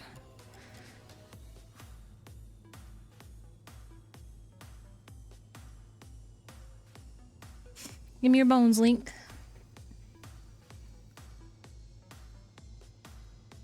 Oh my god, he's one of those freaks from the internet. What if he's the killer? Yeah, I believe it. Killer, what are you talking about? Come on, Becky, he only just got here. Yeah, it could have been any one of us. Does my clavicle work? Oh. Yeah, I mean, it's a bone, isn't it? Is it a bone? I'll take any bones. Just give me some bones. Then yeah, that works. Whatever bones you want to get rid of, I'll take them.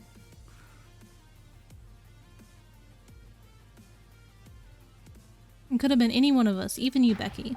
Me? Honor, you must have lost your tiny mind. Why didn't I see it sooner? Honor did it. Excuse me? Could someone explain what's going on? Think about it. She's the one who just got fired. How does she know she got fired? Yo, I think Becky did it. You could do it without a couple metatarsals. Okay, I'll take them. Give me your metatarsals, Link. Becky's like #1 suspect right now. How did she know she got fired? It happened right before this thing with Blake. I didn't know how to tell you. I didn't have time to tell anyone.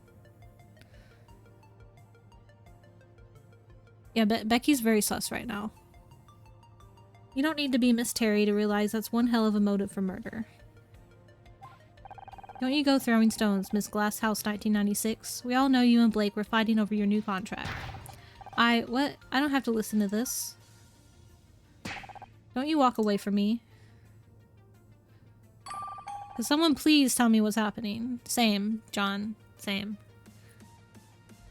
I need to know what's happening. Give me some Picross. Everything's falling apart. Let's play some Picross. Give me some Picross. Yeah, quote 1. I just wish I could do something instead of being stuck in here. If I could get out, you could do some Picross. Maybe I can help. Am I hearing voices? Maybe we really have been locked in here too long. Yo, Scout, you got some Picross for us to play? We want to play Picross. You again. What are you doing here? Helping. Do you need me to find something? I'm good for tampons, thanks. A killer. A killer, and it could be anyone in this room. Even you. No, not me. I just don't know how to prove that yet.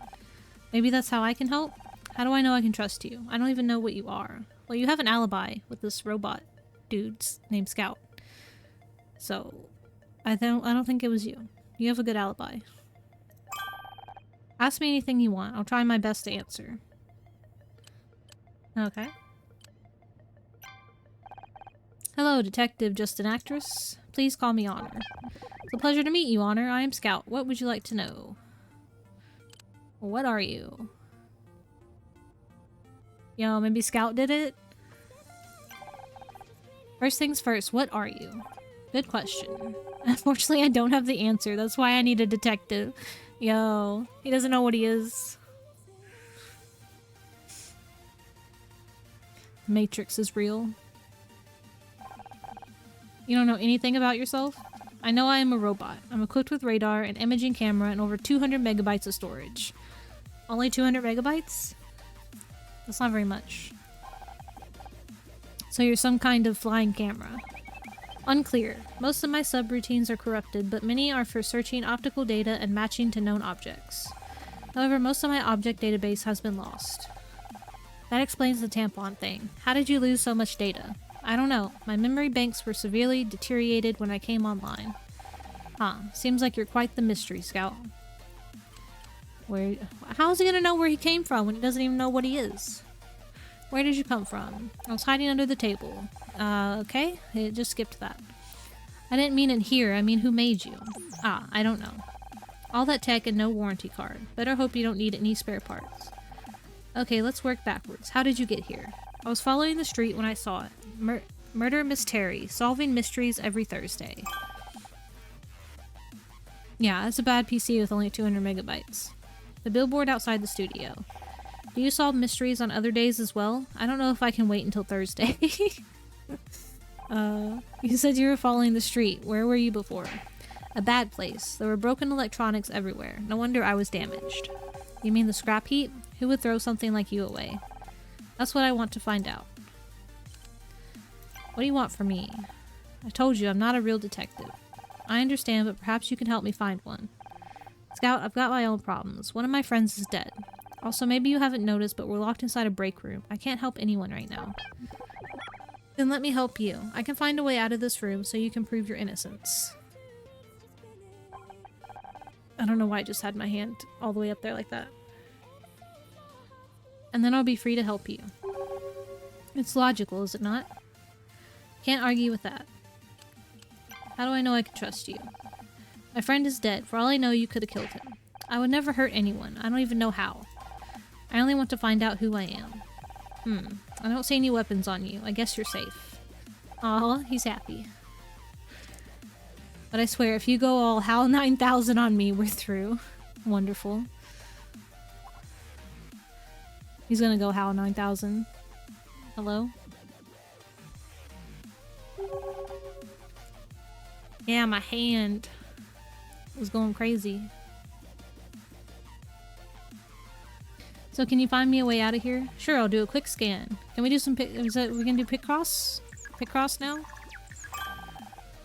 I found a way out. There's a gap in the wall. It's behind you, approximately 6 feet, 8 inches tall. Sounds like the door that's locked.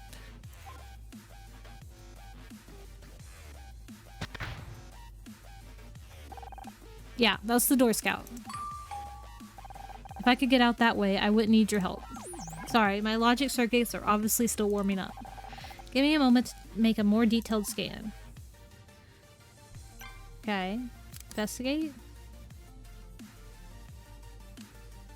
Use scout scanning mode to locate objects of interest.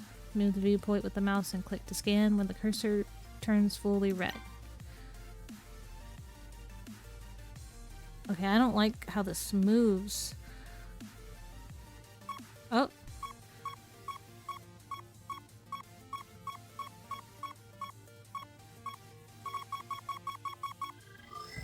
Yay, we're gonna do puzzle finally. Okay, is this 10 by 10? 1, 2, 3, 4, 5, 6, 7, 8, 9, 10. 1, 2, 3, 4, 5, 6, 7. Yeah, that's 10 by 10. Okay. Let's see.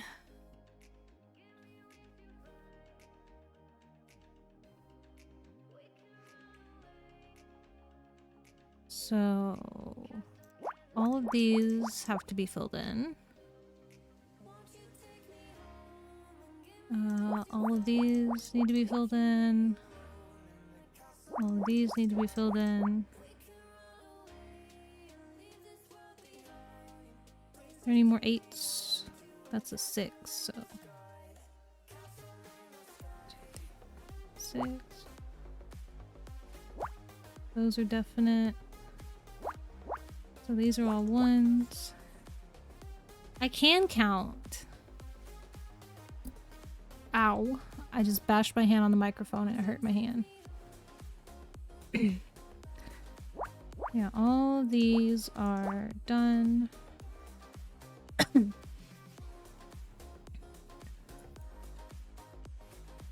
Let's see. Oh, this is 3 and 3. Well, that's done. And 1's done. 1, 2, 3, 4. 1, 2, 3, 4. And another 3. Got the 1's done. And the 4. Another 3 and 3. 1 and 4. Right, could be any of those. Okay. That has to be 1.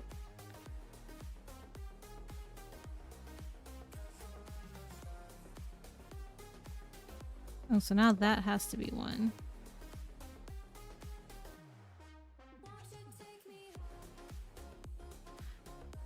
Got that 1, got that 1, and that 1, and that 1.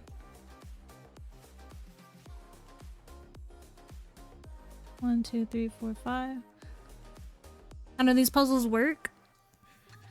You should have been here for this tutorial, Link. So the numbers are how many squares need to be filled in. So like, since this is an 8, there's supposed to be 8 squares filled in a row next, like in a line, touching each other like this.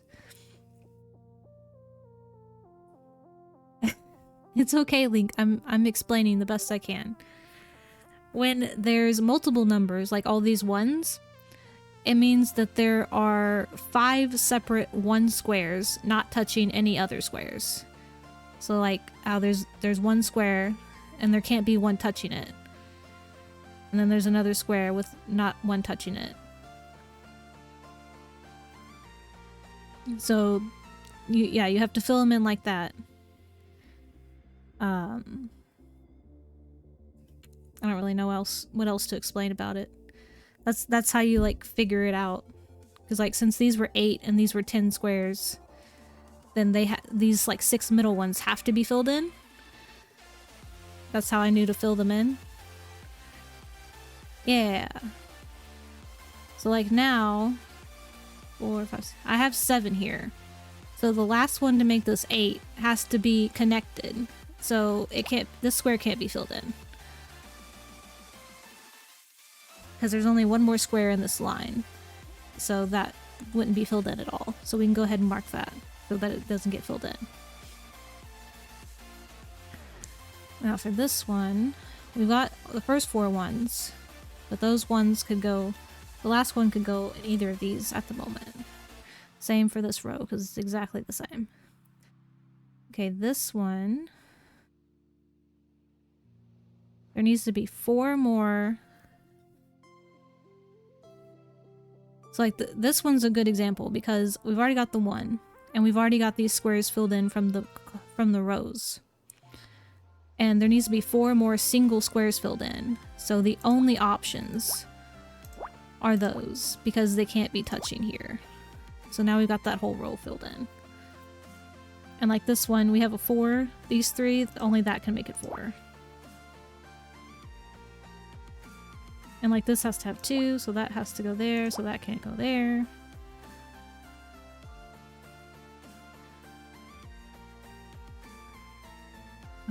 Three, 5, so that can't be filled in. So that one has to be filled in.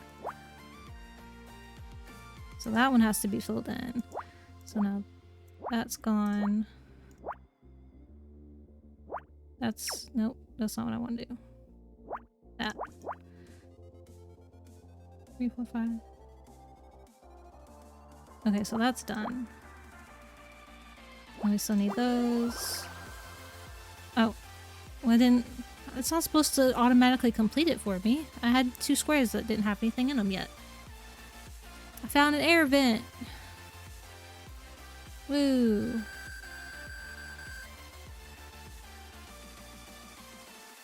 I don't know what these points are and why my rank doesn't ever change. When does my rank change? I think I've located another way out. Could you verify that it's not another door? I mean, technically it is a door. Yeah, I don't know why it's still on F. It's an air vent. That might actually work. Or at least it works in the movies. Only problem is it's sealed up with a metal cover. You don't happen to have a crowbar, do you? I don't think I have that feature. Worth a try. The cover seems to be held in place by 4 metal screws. It can probably be removed for access. Okay, so we need a screwdriver. I'm guessing you don't have one of those either. No, I'll be sure to bring it up with my creator if I ever find them. What do you think you're doing? And what is that thing supposed to be? I am Scout. Honor, are you really that desperate for friends? I always knew you were weird, but I didn't think it was this bad.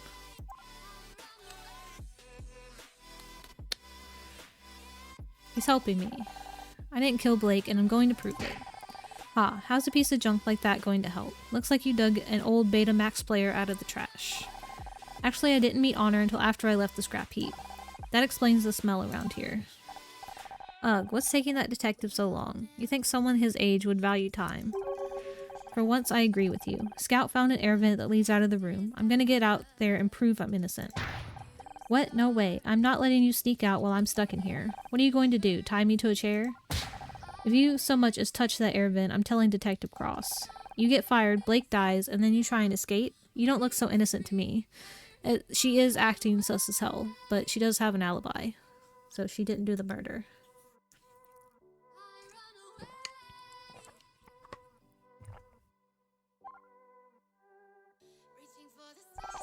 What if she's right? Escaping this room may not be the best option.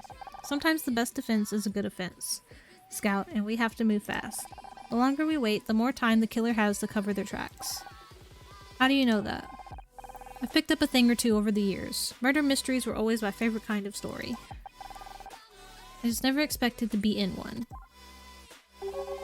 But before we can get out of here, we have to find some way to distract Becky.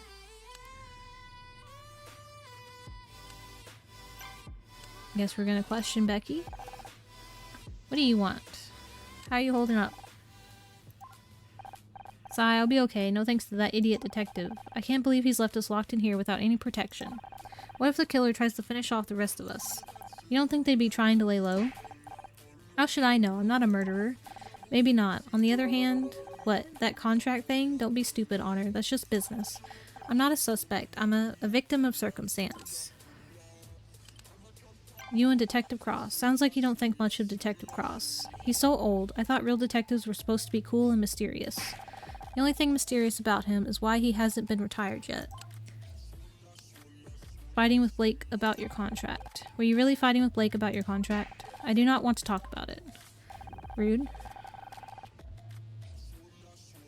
Yeah, this does sound sus.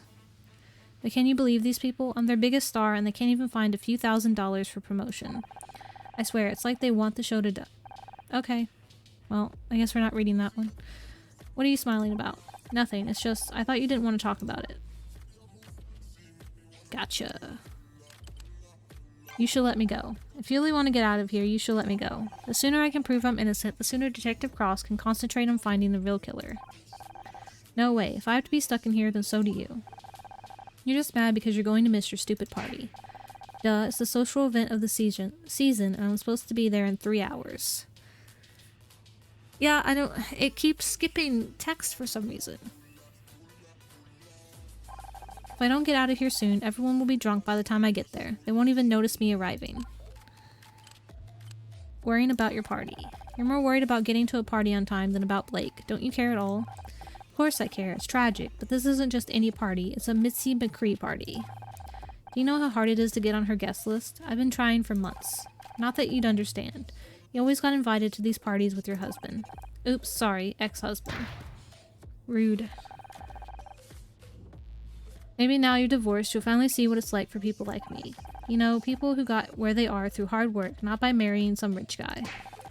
I auditioned like everybody else. Oh sure, and who got you the audition in the first place?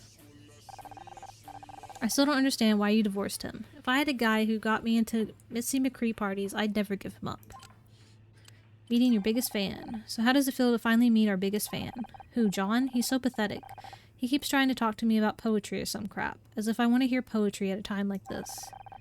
You think your biggest fan would know you aren't interested in art? I am into art, but fashion is the art of the 90s, Honor. And John is anything but fashionable. Present evidence.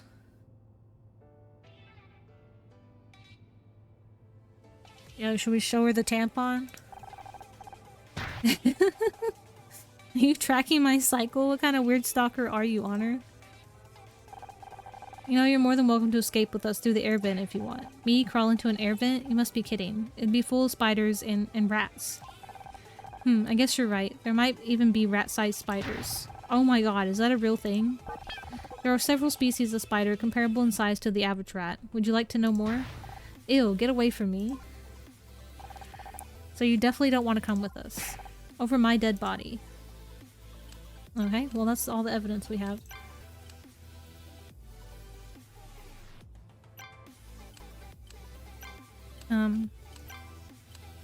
Oh, okay. I guess investigate more?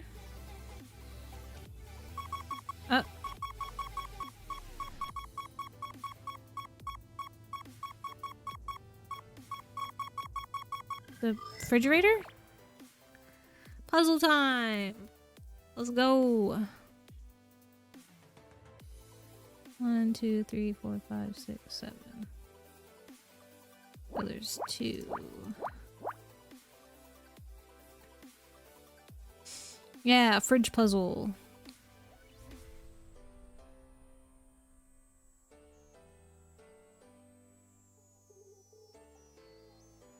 Okay, so 1, 2, 3, 4, 5.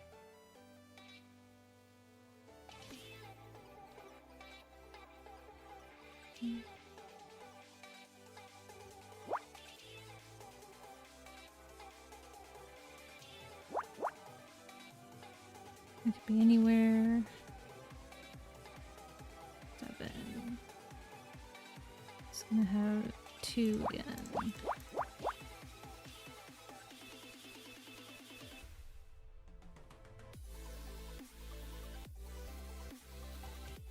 Okay, well this one has to be 4.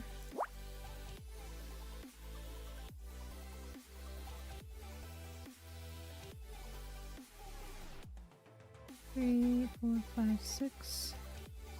1, 2, 3, 4, 5. Yeah, those can't be connected. So this is a 1. So then that's that one. 3, 4, 5, 6. And that's completely full. Okay, so 1, 1, and 6 does a full 10. Yeah, I remember that. 8. 1, 2, 3, 4, 5, 6, 7, 8. Yeah, these have to be connected.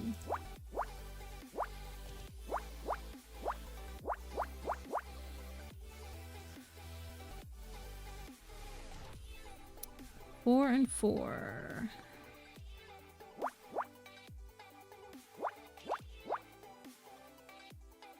That has to be 2. This has to be 3. So that's blank. There's 4.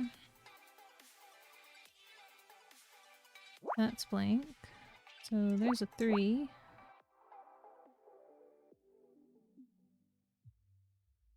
Oh, when we finish that row. 5.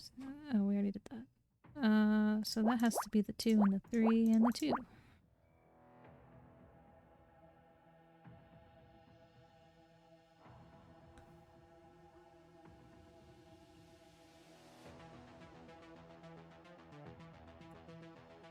That can't be right. Oh, yeah, I accidentally put the X instead of the thing.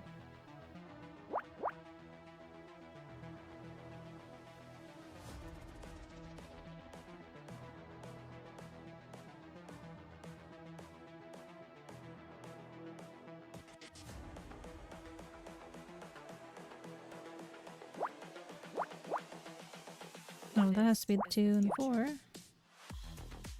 There's the 5. And the 7.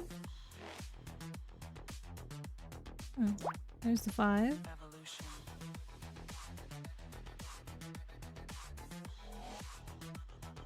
This is the future. That can't be there.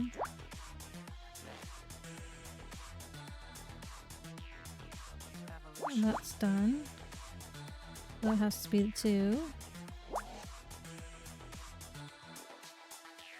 Yeah, dance.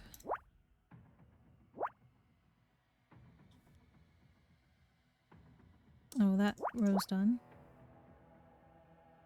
There's the 1, the 2. Yeah, we did it. It's an apple.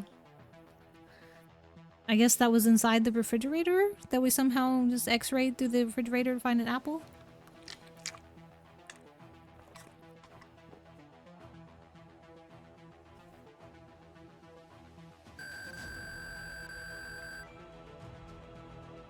E tier? I don't think it goes to E. I think it skips to D. You think this could be useful to the investigation? I'll be honest, it seems unlikely that an apple is the smoking gun. A gun? Be careful, Honor. Guns are dangerous. No, Scout, it's just a turn of phrase. It means the murder weapon, or a vital clue. Judy's nuts.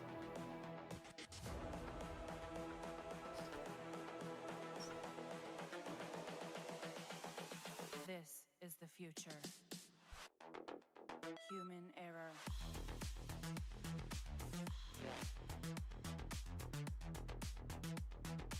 Evolution.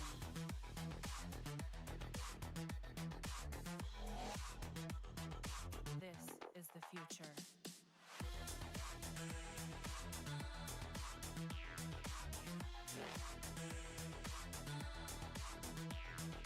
Evolution.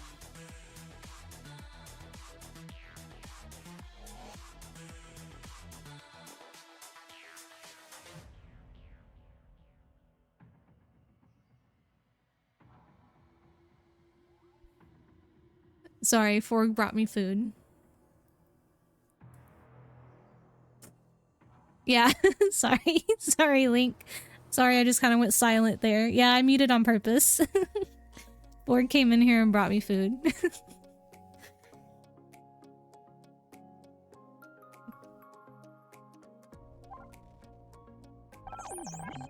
very confusing when humans say things that mean other things. True, Scout. True. Scout's autistic. And I was spasming. Yeah, it didn't like me moving around.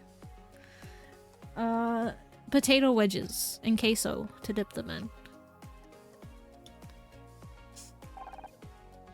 I'm sure you'll catch on. Catch on to what? Poor Scout. That was another one, wasn't it? Should I show her the apple? Apple. Look, apple. Are you just going to show me whatever trash she picked up off the floor? Newsflash, I don't care. Okay, well, I guess we're doing more investigating. Which means we get to do more puzzles. Microwave? Microwave puzzle. Aw, this is an easy one. It's just a 2x1.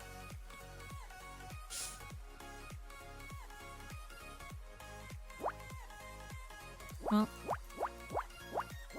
those are easy. That one's easy. That row's done. Oh,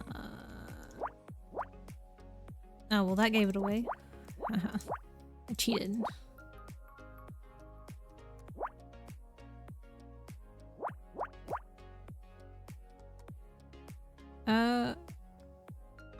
I've done something wrong here.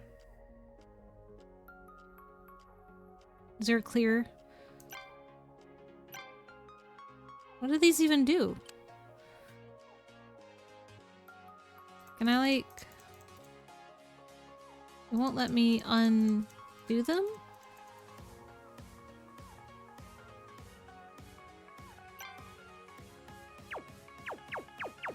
Oh, those did something. We're starting over. I fucked up somewhere. I don't know where. So we're starting over. Okay. 111s have to be like that. I don't need that one.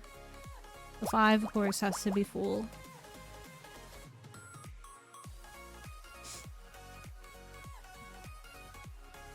Okay, that has to be 3, so that has to be 3. This has to be 5. 1, 2, 3, 4. Either of those. Well, these are all done. That has to be the 1. That has to be the 2.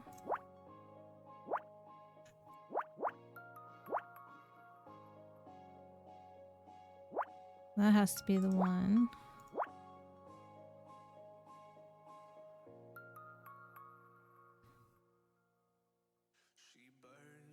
This has to be the 3. That has to go there. That one's done. Oh, this was another 111 I didn't clear. What is that? Oh, I found a screwdriver inside the microwave. Okay. Who put the screwdriver in the microwave?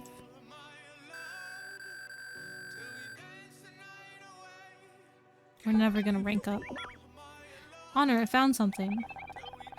My ontological database indicates it is some kind of tool, but all further data is damaged or missing. It's a screwdriver, Scout. This is just what we needed. Hey, Tully, wasn't it? I'm guessing this is yours? Huh, what makes you think that? Well, because, I mean, you're a handyman, so... Oh, right, yeah. Ha, sorry. So, do you mind if I borrow this? Mind? Why would I mind? I'll lend you a tool anytime you like. Yo, shit. He's hitting on us.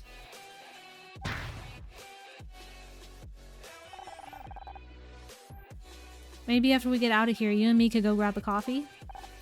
Scout, if you're a cattle prod attachment, if you've got a cattle prod attachment, now's the time. Well, you know where I'll be if you change your mind.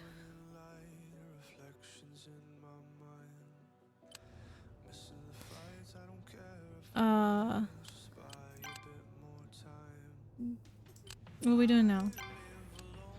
Should I show her the screwdriver? Are you going to show me whatever trash you picked up off the floor? I don't care. Okay. She doesn't care about anything. Yeah, cattle prod. Why is it showing the same announcement? There's like 2 announcements and it keeps showing the same one. Instead of switching. No? I guess it did do the last one. Never mind. I guess it's doing its job right. Yeah, she doesn't care about anything right now, apparently. So what do I do now? Investigate the air vent again?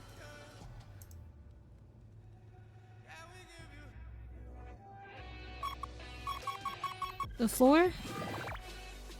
Floor puzzle.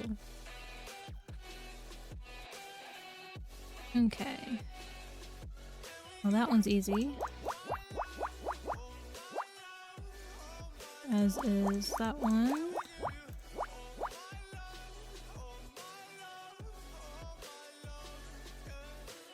As is this one. And this one. And this one. Oops. Yeah, we're speed running. And that one. Oh, and that one. And that one. Yeah, this is an easy one.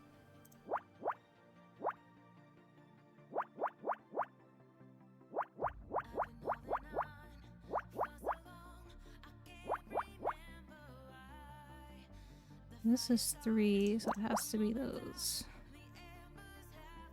Well, that has to be filled in. That's filled in. That one's filled in.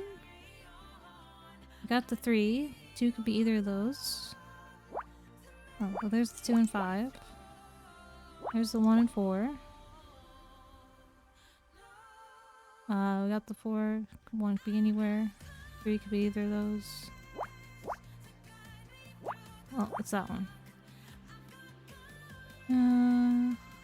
Oh, this row's done. Oh, that row's done. And that's done. What is that? A Miss Terry toy? If you say so. That just looks like nonsense.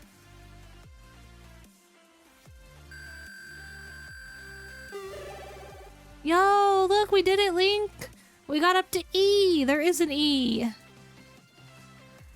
Yo, a bonus puzzle?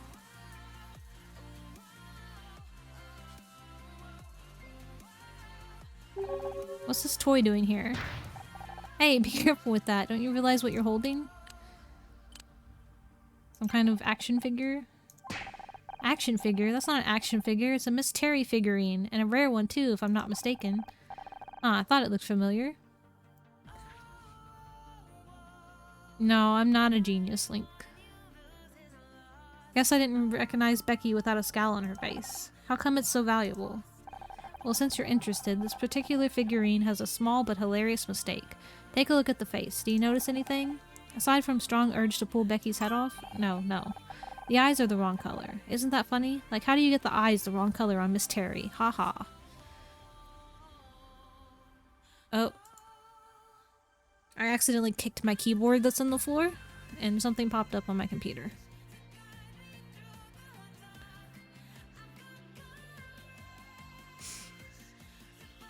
No, Link. I'm dumb. I know nothing.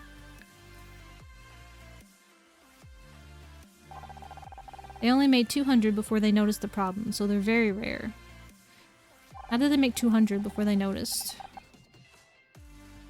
I wonder how it got here. I've actually got another one just like it right here in my...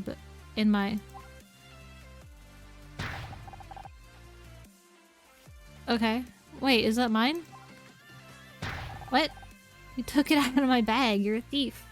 Oh, now he thinks I stole it from him. A thief. It was just lying here on the floor.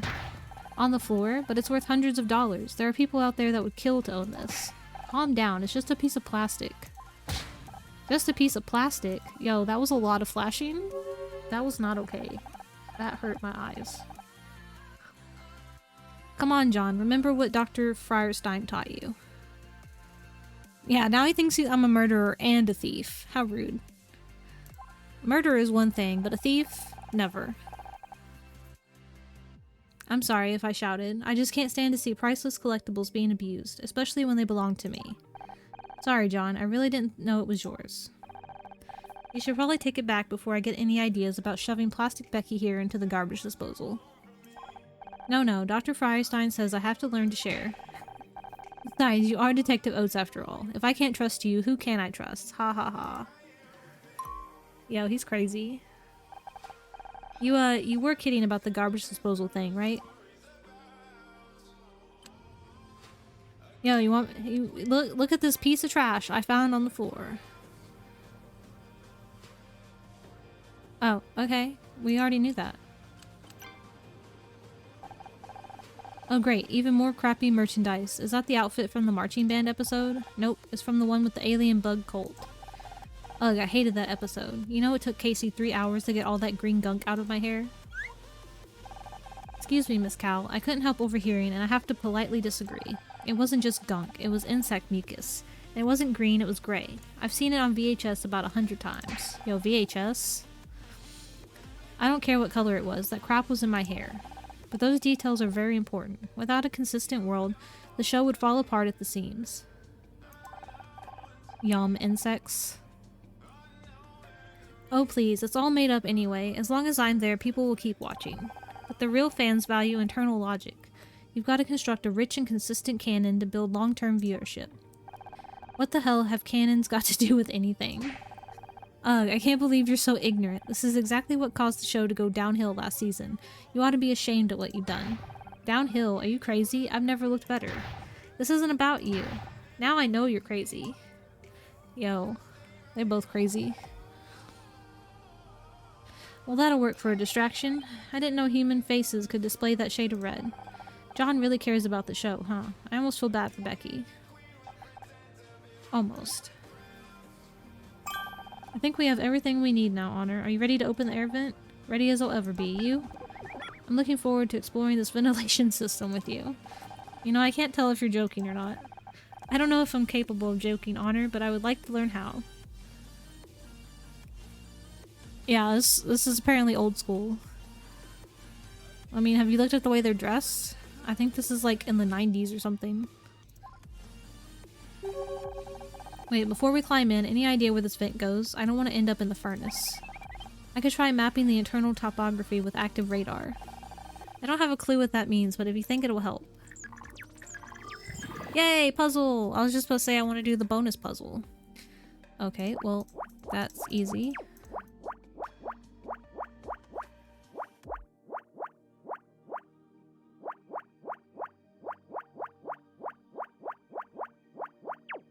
Oops.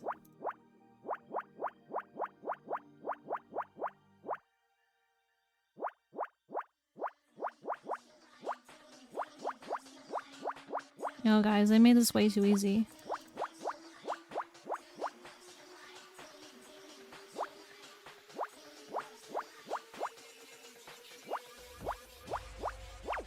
Whoops. Did I accidentally click that?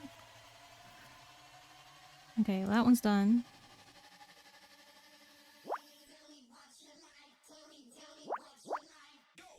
That was done. Yo, this song. Yeah, that one was extremely easy. They already had it pretty much, like, planted out with that line of X's down the middle there. It was pretty much already done.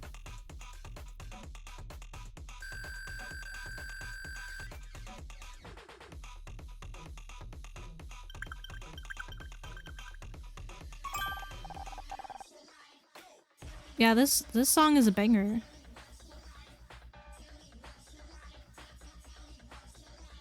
What you like by... Why? I can't read who it's by. It's so blurry.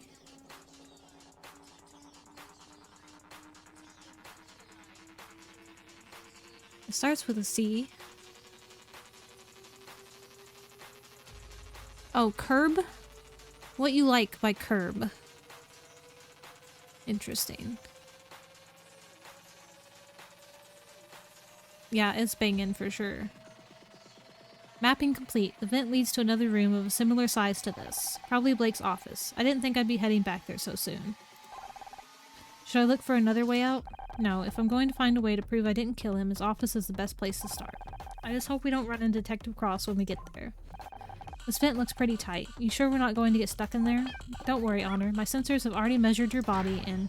You did what? Yo, Scout. Don't measure people's bodies without their consent. It's rude.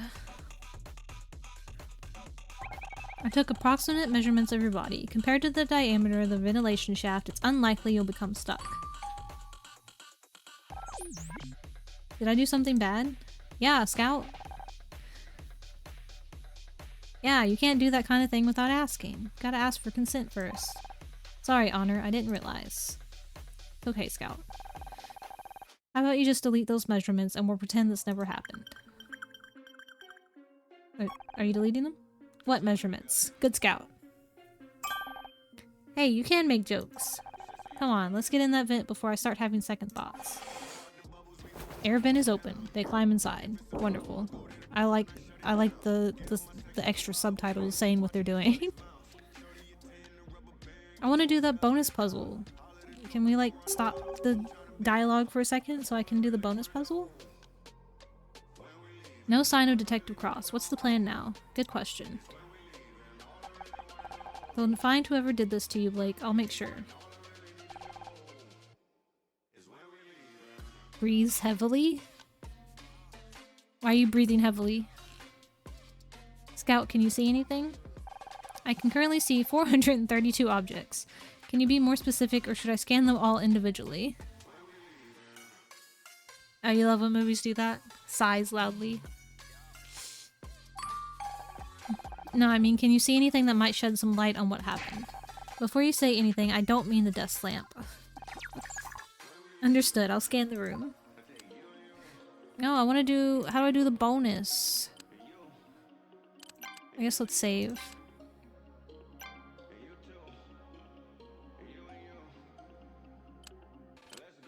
Is it Scout's memories? Oh, we got 4 puzzles. Oh, these are easy puzzles. Shit.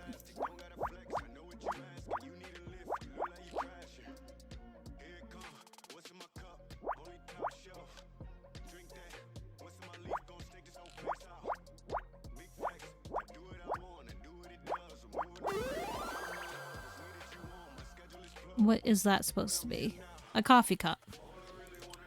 Okay. Oh. Okay, this is a little harder. There's no X's already.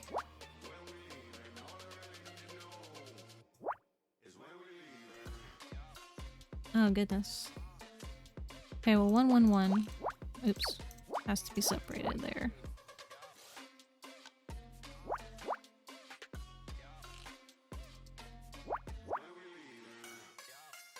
That has to be 1. That has to be 1. That's 3. Oh yeah, there was another 111 I didn't notice. That's a spooky face. That's car tire. It looks like a spooky face. But somehow that's a car tire.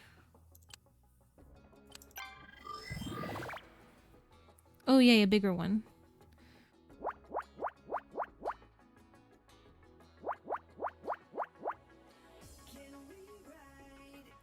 There's the 1, and the 1, and the 1.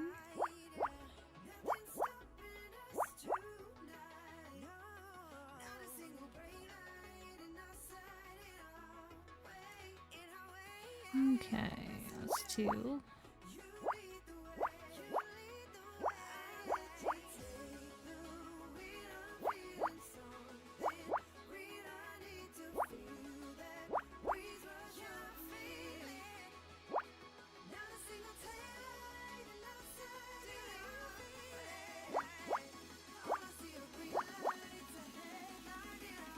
One, 2, 3, 4, 5, 6 space.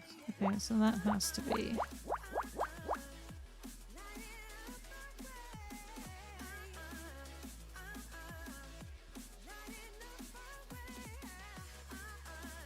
Okay, well this is 3. That's the 1. 1, 2, 3, 4.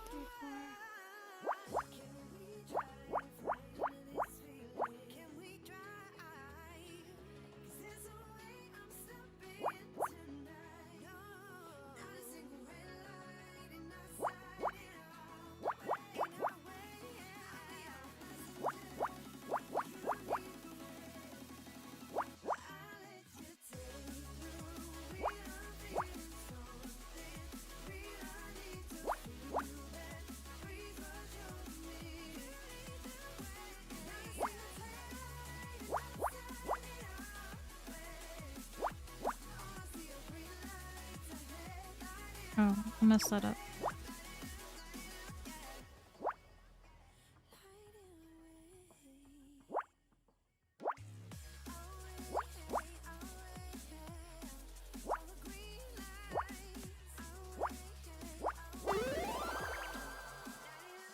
It also looks like a creepy face. A police badge. Oh, interesting. This is a new one. 3x2.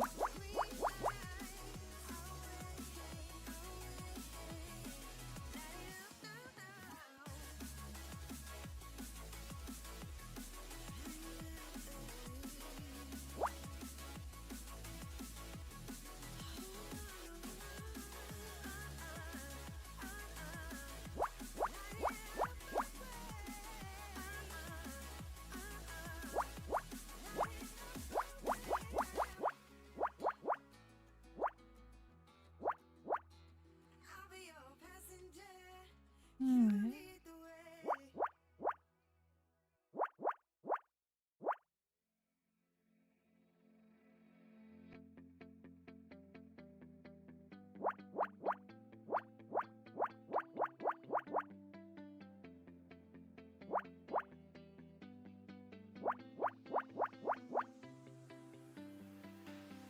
I see the light inside you, brighter than the skies.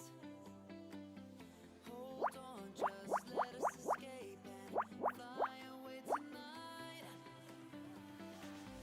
We have the world in our That could still be the 4.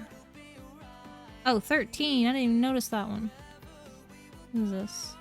15?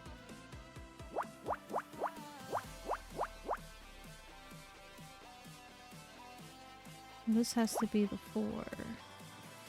So nothing can be here.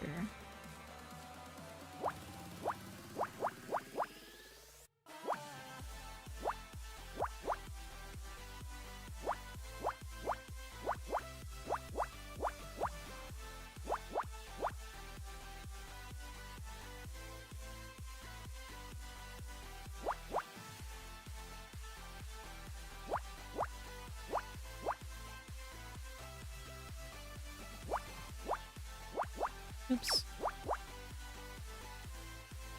Yeah, that has to be... Is it not? What A difficulty will be? Oh no, I've already fucked up somehow.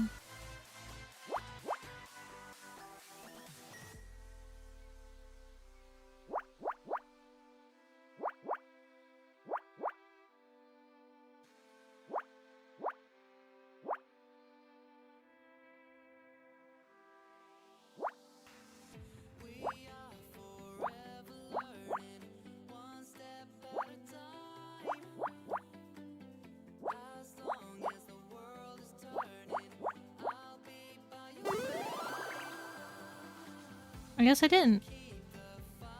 A first aid kit? That looks nothing like a first aid kit. Okay, I kind of see it now that it's like zoomed out more. Yeah, I thought I messed up for a second. Because something wasn't adding up, but I figured it out.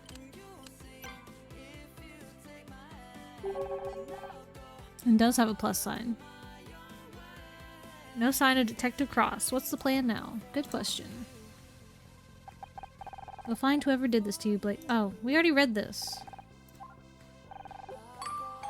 We've already read all this. Okay. Yeah, let's question the dead body. We want to question the dead body.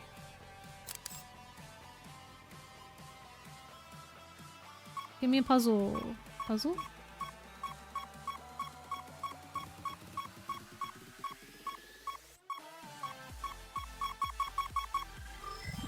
Yeah, puzzle. Alright. 7. So what? That leaves 3.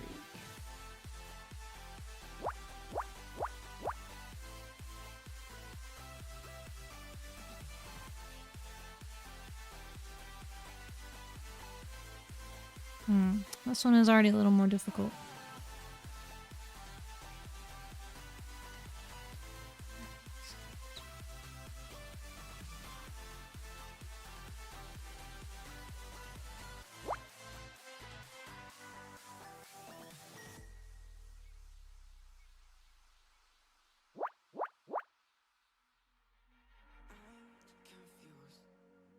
Internet's gone low, so time is through. Making love at you, so I'ma sit and just lay in my bed with the frost in my head, getting stuck to the race with you. For a sleeping cruise, no. Stress is getting just a little bit lower. Mind's getting just a little bit closer. Find somebody in my life that can make it through. I'll be lost, I'll be found in the broken. Way out in the crowd, feeling open. Find somebody in my life that can make it through. That one's just me times two.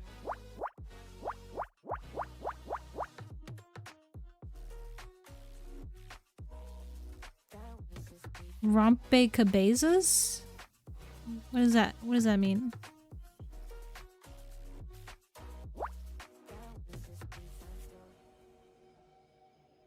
I've been crazy, been thinking for too long now. Let it take on the world with two arms now. Got me singing by in the dark. That could be the 1 or the 2. Couldn't start. Ooh, and I swear I proved all the ways I'm here. Got my drink and trying to get. That has to be 3. So yeah, I better fake it. Yeah, we can work together till we make it. Better take a life like we're running out of patience. My mind's gone out way too far. Yeah, I'm not right, but I ain't about to fake it. Yeah, we can work together till we make it. Better take a life like we're running out of pages. I know that times have been hard, but that's alright, cause we found our stress is getting just a little bit lower. Mine's getting just a little bit closer. Find somebody in my life that can make it through. Oh, that's puzzle in Spanish? Okay. I'll be lost, I'll be found in the broken. Way out in the crowd, feeling open. Find somebody in my life that can make it through. That one's just me times two.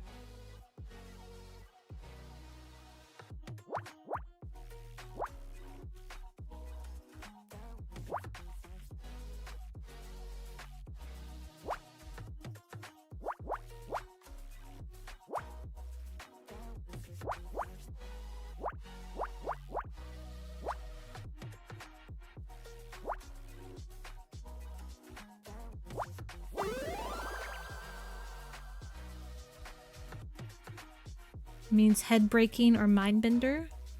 A medical report. That's, yep, that's totally a medical report. This is the medical examiner's report. Detective Cross must have called someone in to check the body. We use these in murder mystery when we need to know the basics about a murder. You know, cause of death, time of death. People were murdered on your TV show? Well, yeah, it's literally in the title. I didn't realize. I thought you said you were innocent.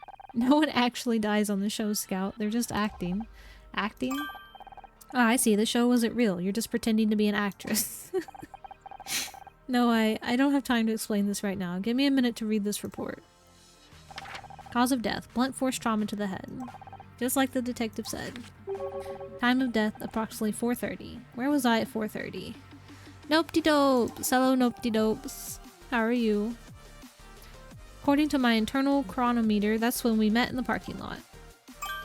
Of course. Scout, I think I just found my alibi. Yeah, good job. We already knew your alibi.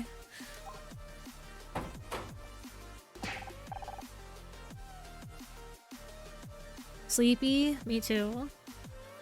Actually, not really. I was sleepy. I'm kind of more awake now.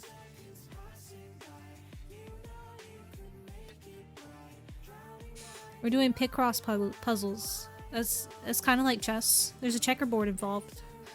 Just like chess. So it's close enough, right?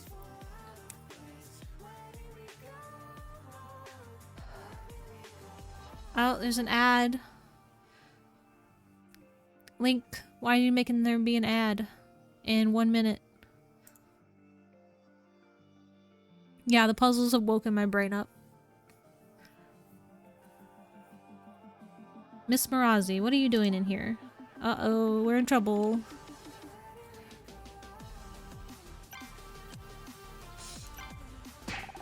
You really shouldn't be in here, Miss Marazzi. You're going to get yourself arrested. Puzzles make you sleepier.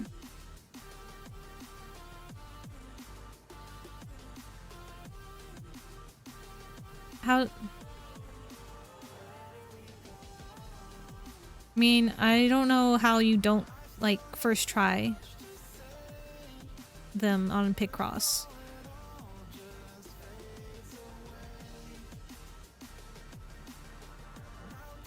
And that's not... Actually, no. No, Link. There was one that I started over.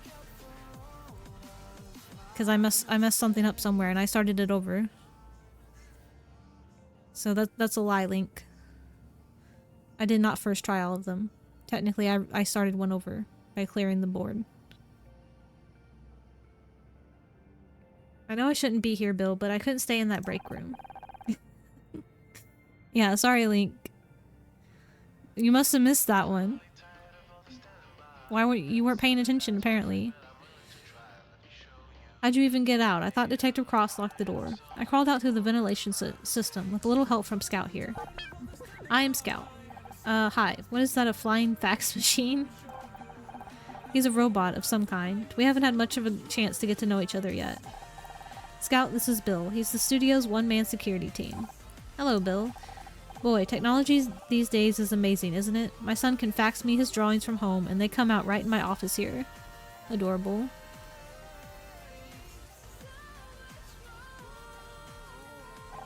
Well, up until last week anyway. Now that they got him doing macaroni art at school, Cheese gummed up the machine something awful. He tried to fax a macaroni art picture. That's amazing. Bill, I've got to prove to Detective Cross that I didn't kill Blake. Can you help? You know I'd do anything to help you out, Miss Marazi. I don't want to get in trouble. What have you been doing since Detective Cross arrived? He put me in charge of guarding the crime scene. He's got a lot to do, so I'm supposed to make sure no one gets in here or touches anything. Yeah, this game is definitely like set a long time ago. We got fax machines and VHSs. You didn't touch anything, did you? Who, me? Of course not. You've got nothing to worry about. What about the medical examiner's report? You were reading it just a minute ago. Did you forget? Yeah, Bill's doing a great job. The report? Oh geez, that's super important. I'm gonna be in so much trouble if Detective Cross hears about this. Thanks, Scout. You're welcome, Honor. What do you think of Detective Cross? Honestly, he's kind of scary. I told him I liked his badge, and he towered over me like some kind of enormous angry telephone pole. I swear he looks twice as big up close. He just stood there frowning at me. Felt like hours. Then he pointed at my tie and said it was unprofessional. Yo, I love his smiley face tie. I like this tie. All I want to do is prove to Detective Cross that I didn't kill Blake. You're a smart cookie, Miss Marazi, but shouldn't we let the detective do his job? And stay in the break room all night? No thanks. Maybe he knows what he's doing, but it's taking too long. At this rate, the real killer is going to get away before he's even interviewed us. I know I'm just an actress in a detective show. Hell, I wasn't even the main character, but I can help. Maybe, but you're going to need some serious evidence to convince Detective Cross you're not a suspect. More Picross. The medical examiner's report says Blake died around 4:30. I'd left Blake's office way before that. That's great, but can you prove it? I've seen it in your show. You need evidence. Scout, did you record anything on those cameras of yours? Yes, Honor. I automatically keep a cyclical buffer of the past few hours of visual input. However, I have no way of displaying those images. Hook them up to a monitor. All that technology and they didn't think to give you a printer? I'll add it to the list. You know, that reminds me of the fancy CCTV system we were supposed to get. Then they trimmed the budget, and it ended up only getting installed out in the parking lot. Yo, that's where we were at, though. What? Bill, why does your text just skip? Wait, are you saying there's CCTV outside? Sure, no one ever showed me how to use it, but it's there. Bill, that CCTV will prove my alibi. I was in the parking lot when the murder happened. Can you pull the footage to show to Detective Cross? Well, in theory, but you need my fingerprint to open the security office door. I'm supposed to stay here and guard the crime scene. Yo, cut off his finger. We're just gonna cut off his finger and take it to the security office while he stays in here. It's problem solved. It's a problem solved, Link. We need his fingerprint. He has to stay here, so we'll just take his finger and go to the security office with it while he stays here. Guard it from who? Everyone else is locked in the break room. That's a good point. What if the murderer comes back? Yeah, we'll just tape it. We'll tape it back on afterwards. Then Scout will blast them with his death ray. Really? He can do that? Honor, I don't have... Yes, that. It's a thing that he can do. Absolutely. Now, could you go and get that tape, please?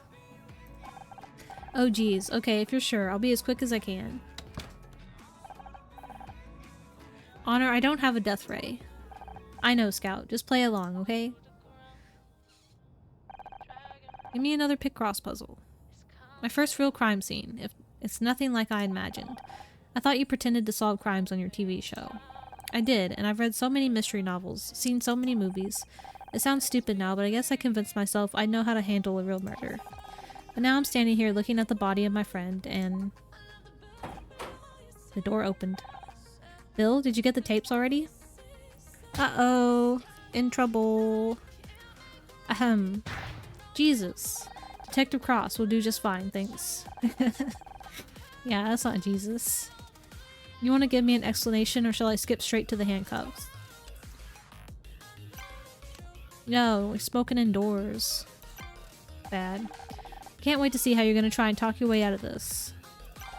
Okay, I can explain everything. How'd you even get in here? Through the air vent. The air vent? Who do you think you are, John McClane? Maybe if you hadn't locked us in the break room, I could have used the door like a normal person. Yeah, he doesn't have enough hair to be Jesus. He does look just like fucking Commissioner Gordon from Batman, though. I didn't realize I should have made it easier for you to tamper with the crime scene. I realize this looks bad, but I got sick of waiting around. You haven't been taking our statements yet. This is real life, not some 2-bit TV show. Good police work takes time. Where is she? Where's Rachel? I'm just trying to find some way to prove I didn't kill Blake. He was my friend. And you thought breaking into the crime scene was going to help your case? It's a good point. You probably shouldn't have broken into the crime scene. It makes you look hella sus. Actually, it did. There's solid proof I didn't do it. Bill's just gone to get the security tapes. Tito!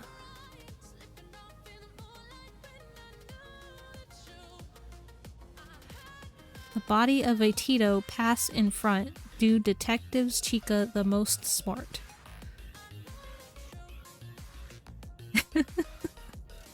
I don't have a Christian Bale voice link. I have my voice, and that's it. Hello, Tito. I'm confused by your message, but that's just Tito. Many body parts of mini Tito are falling like a Raining Man song. Amazing. It's Raining Tito. I refuse, Link. I'm not. Thank you, Tito. I've been told we have a special new pet. That is so quiet. Is that quiet for you guys? Because Really it's very quiet for me. She's the perfect pet.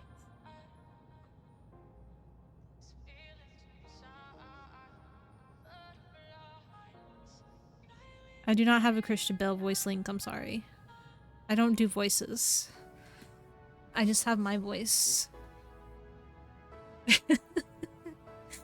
You'll do anything to hear it? I'm sorry. It doesn't exist. It's impossible. Where is she? That's all I got, Link. I'm sorry. Sorry to disappoint you.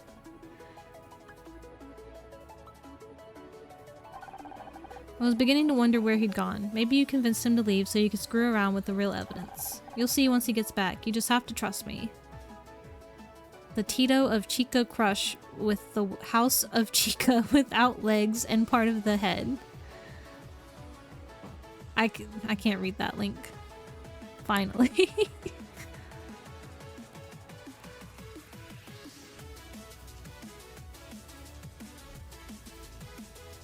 In my head, I read that message like exactly how he says it, but I can't read that out loud. But it plays in my head the way it's supposed to.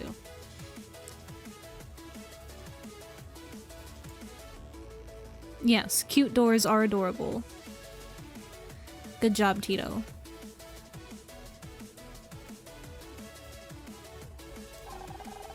Trust doesn't get you very far in my line of work.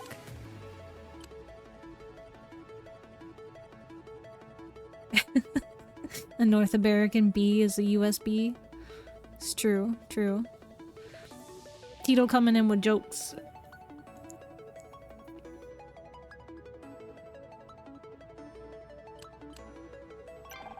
Have you got any leads yet?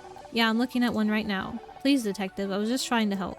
Being a detective on TV doesn't mean you're qualified to waltz in and take over a real murder investigation.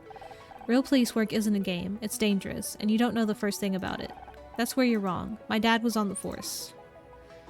So that makes me a police officer, right? Since my dad was on the force? That's how it works.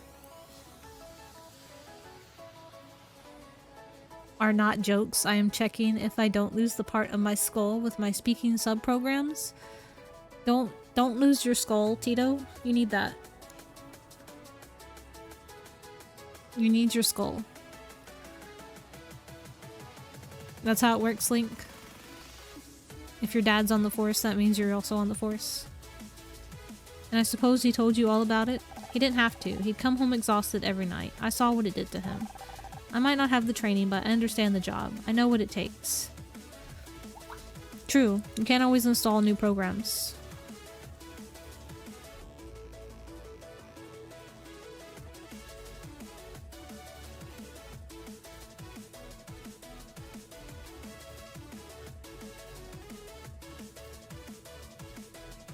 I'm getting notifications for people on Twitch that I don't even know.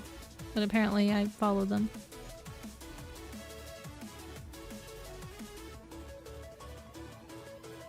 Who hit you with a blade of dark matter, Tito? You already lost 14% of your skull? That's not good. How are you surviving? I might not have the oh, I already read that. Don't make me laugh. I've seen your show. You wouldn't last 5 minutes on the force. What would you do if the killer showed up right now? I would blast them with my death ray. Yeah, you have a healing spell, Tito. He's just kidding, detective. What's taking you so long anyway? We've been stuck in that room for hours. I'm just doing my job. There are a lot of things to cover. Security, photography, evidence collection. I've read enough mysteries to know it shouldn't take this long. Something's wrong. So I'm a little understaffed. Nothing I can't handle. Oh great. It's reassuring to know that Blake's death is so high on the LAPD's list of priorities. We were in a battle with a void whale, me and a little fleet of Titos, and 2 arms of the Empire for 3 weeks of battle. You're fighting a void whale? A void whale sounds adorable, actually. Why would you fight it?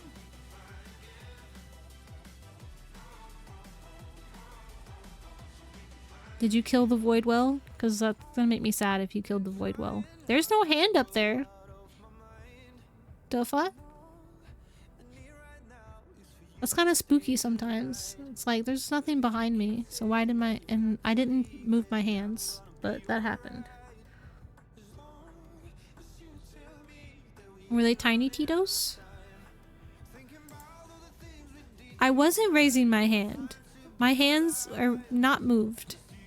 And my hand just decided to do that for some reason. I did not do it. It had a mind of its own. Central's screwing me around again, but it won't work. I might be old, but I'm not getting pushed into a desk job yet. It takes as long as it takes, and that's the end of it. Detective Cross, this is Scout. The fleet is still in battle. We do a kamikaze charge to the whale and crush the moon, but the battle gonna take 2 days more. Don't kill the void whale.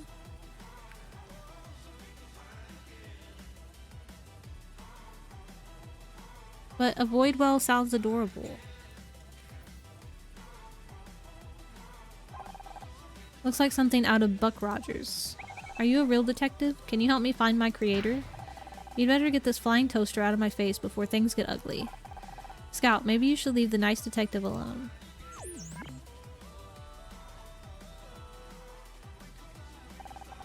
Alright, Mirazi, I think it's time we move this conversation down to the precinct, don't you?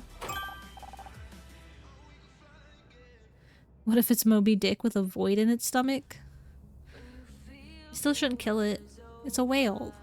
Whales are cute. Void creatures are a sickness to natural law. If we don't erase she formed this realm, all creatures gonna die like the bush dogs that are so cute. If you say so, Tito, then I guess it has to be done. But it's still sad. But I guess if it's to save all the other animals, then it's okay.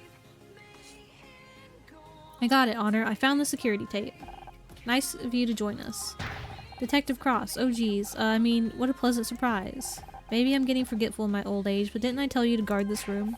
I am guarding the room. I mean, I was. I just had to go and, care to explain how Miss Marple over here managed to get in? Marple? Her name's not Marple. Said her name wrong.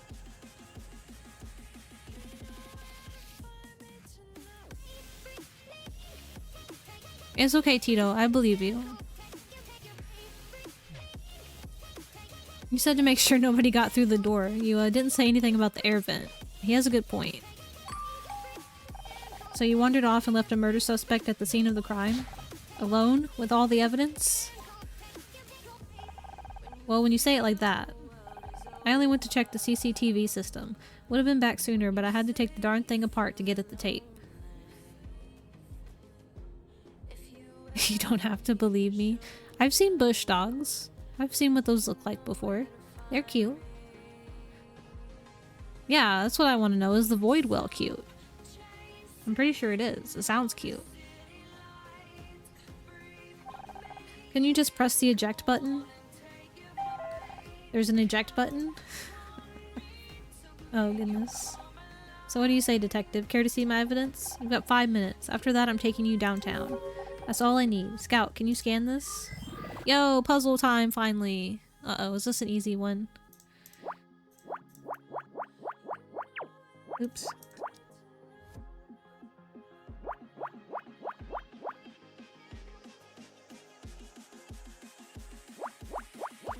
Yeah, there's 3 full lines. This is gonna be too easy.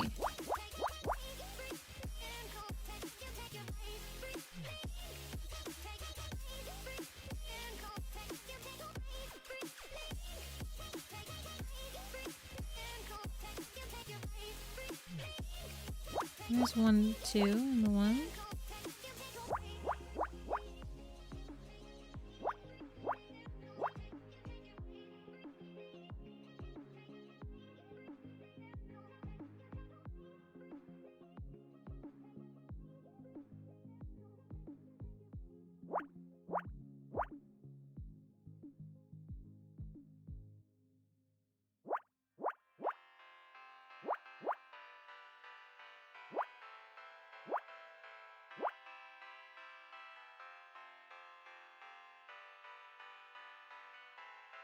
Void creature are dark and very, very dangerous. Also, if you see them with not the proper powers, can make you fall to madness. The thing that make them cute is their souls. Yippee! That just makes me want to look at it more. Yippee!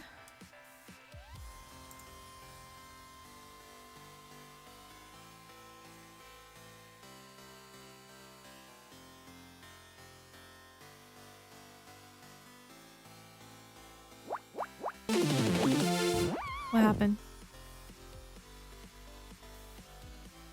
Thank you, Link, for the gifted sub to Noi. Yippee! Do you see the cute new alert?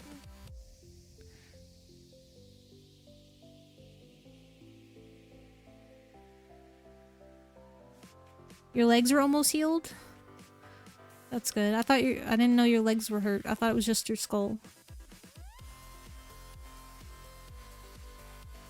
Oh, that line's done. And that line's done. And that line's done. Oops. And that line's done.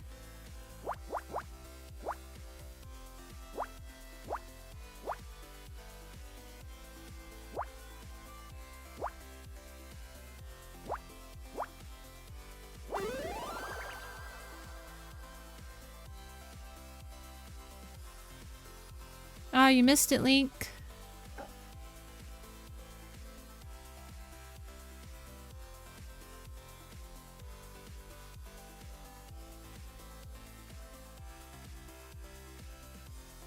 Oh, thank you. Did you say you lost your legs, Tito?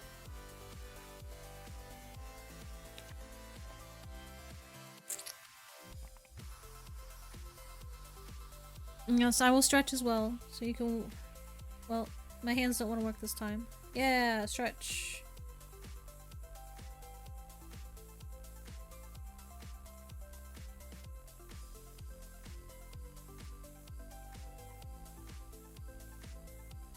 The CCTV tape. We're D now. Bonus puzzles. I want to do the bonus puzzles. Yep, he totally pressed the tape in. Okay, what are we looking at? Triple D. This is the security footage of the parking lot earlier this afternoon. Look, there's Bill. Who's that in the background? Looks like they got spray cans. You got a problem with vandals around here, Bill?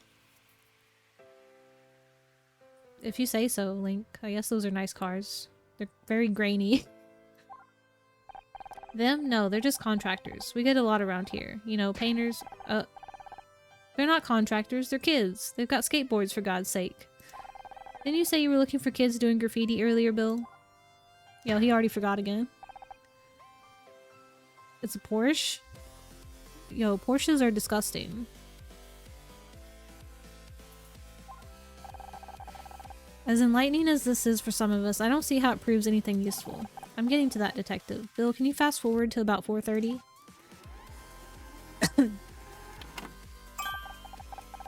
There, that's it. Yeah, you're looking at the same exact picture again.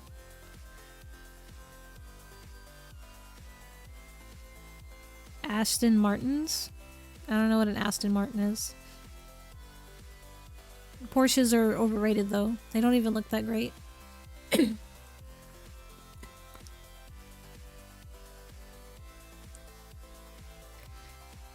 That doesn't help me, Link. I know, like, nothing about James Bond.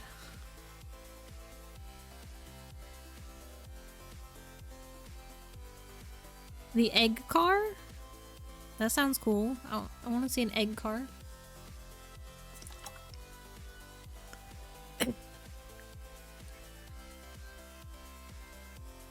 There, that's it. See, that's me, standing by my car. I spoke to Bill, then Scout. Okay, you were in the parking lot, so what? Blake was already dead. He died around 4:30, and the CCTV footage clearly shows I was in the parking lot. Well, I'll be damned. Not bad for a TV detective, huh? I guess not. Now, if I can just get you... Okay. Wait a second. How do you know the time of death? Bill, did you let her read the medical report? Oh, geez. Yeah, probably gonna get in trouble for that still. But I mean, we still proved her alibi. I want to do the bonus puzzle. Stop talking. Listen up, everyone. I'll need to keep you here for a little longer. Please, Detective. I've spent the last 20 minutes trying to get John and Becky to stop arguing. I'd have more luck sorting out the Middle East. If you need something to keep you occupied, start working on those statements. What about me? Can I help out some other way? Scout could... Listen, Nancy Drew, you got lucky with that CTV, but that was all it was. Luck. Now go home and let the professionals handle this. Yeah, he's a bad detective because he doesn't have any scars or armor. Hey, how come she gets to go home? She could be the murderer. I've seen evidence that proves otherwise. Only thing she's guilty of is being a pain in my ass. You can't keep me locked up in here. What if I'm next? Don't worry, babe. If anyone tries anything, I'll whack him with one of my dumbbells. Yo, did I leave Discord open on my laptop again? So y'all can hear Discord notifications? Link. Oh, okay. Yes, Link, we hear you. Yeah, okay, okay. You meant the like the OG James Bond car. I have seen that one. I don't know much about James Bond, but I do know that one. Link. You're in the wrong chat, Link.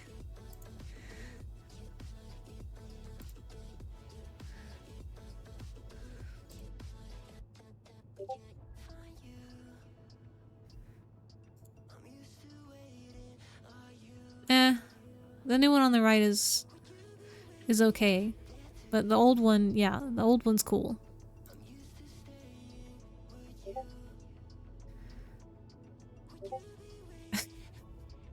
Link, you're in the wrong chat. Go back to the stream chat.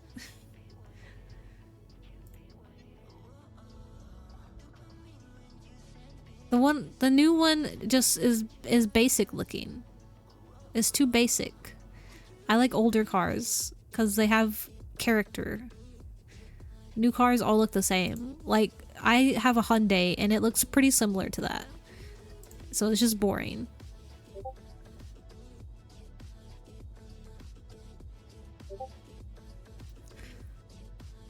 Yeah, the interior might be like awesome and, you know, cool and modern and whatnot, but the old car looks cooler on the outside. You could put the inside of the new car inside the outside of the old car and then make the perfect car.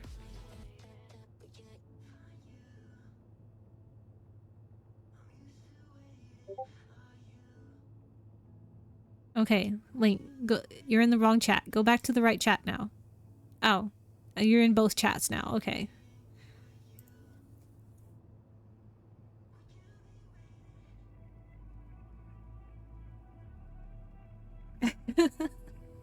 Yes, you're speaking in both chats now.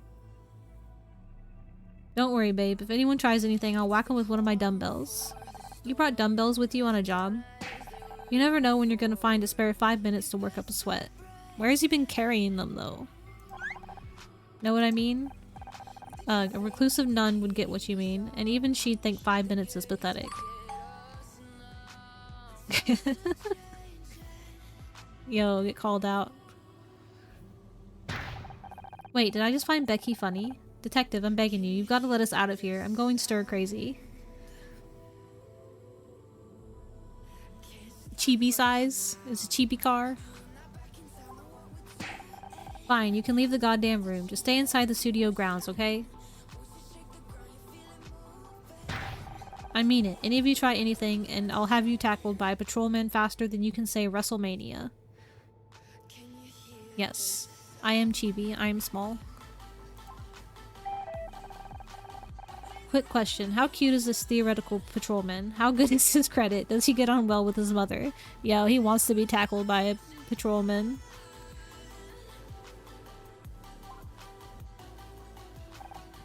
As for you, go home. It needs to stop with the flashing. That's not okay. Can I turn that off? Just for the record, you guys are all crazy. I'm putting that in my report. Good. Praise the goddess, we're free-ish. Yeah, he does. Wants to be patrolled all over. Guess I should go home now, like he said. Don't feel bad, babe. You earned it. You said you were gonna prove yourself innocent, and you went out and did it. I did, didn't I? You did. So what are you waiting for? You're free to go. Now, we're gonna stay and solve mysteries and play Picross. Uh-oh, you got that look on your face.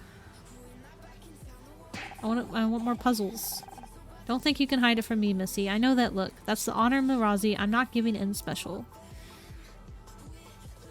Okay, Tito. Have a good lurk.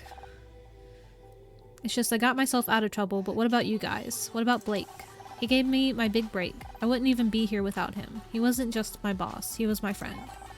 Right up until he fired you. But that's just it. It doesn't make any sense. All I could think of at the time was how angry I was, but looking back, he was so nervous. You've been playing a detective too long, babe. You're starting to sound like one. It's not just me. There's something else going on. I can't just leave. If you want to keep investigating Honor, I'm here to help. Scout, don't you want to go and find a real detective? You may not be a real detective, but maybe that's okay. Maybe what I really need is a partner. I'm good at finding things, but I'm no good with people. But you convinced Bill to help you. You proved you're innocent to Detective Cross. So maybe I don't need a real detective after all, because together we can solve anything. If you want to try, that is. Casey getting kind of sus? I don't know. He hasn't said or done anything yet that would make me suspect him, but that could be a reason alone to suspect him. Since we haven't seen anything to say otherwise. Why not? I think I'm getting to like having you around anyway. Yeah, I get you, Link. It's definitely sus that we haven't heard anything that would make him a suspect or not.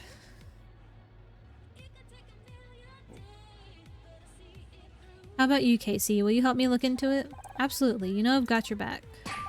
But can I pop to the loo first? I've needed to go for hours, and I'm genuinely scared something's about to burst.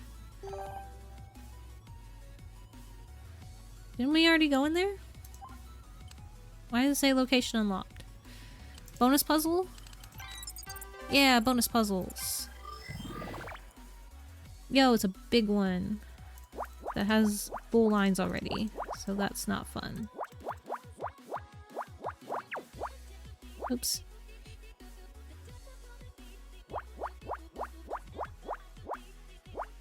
Oops. That's 8, yeah.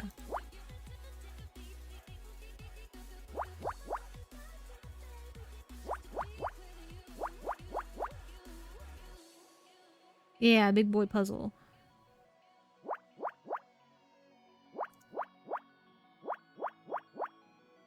11.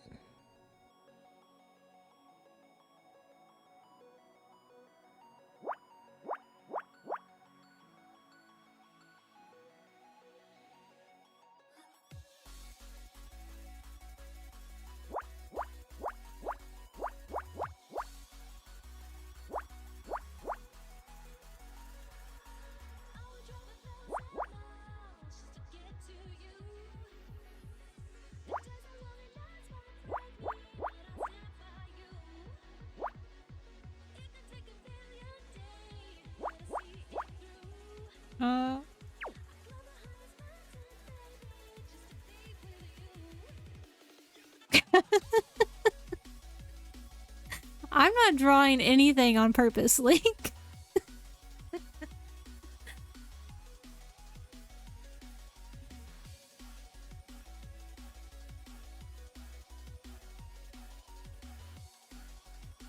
That is not my fault. I'm just trying to solve things.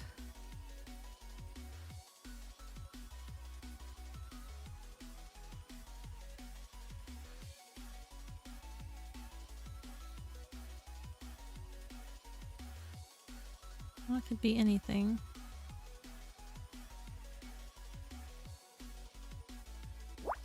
Well, that has to be connected.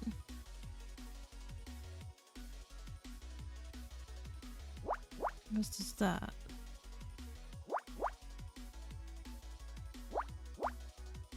There. The penis is gone, Link. I did not do it on purpose. Like, there's no way I could have done that on purpose. That would take too much skill.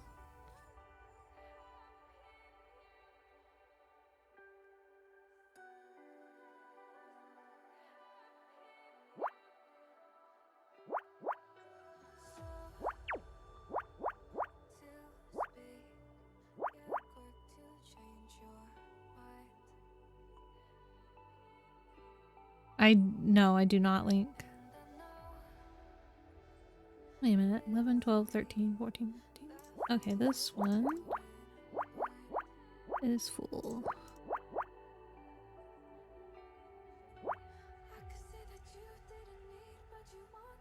Those have to be connected then.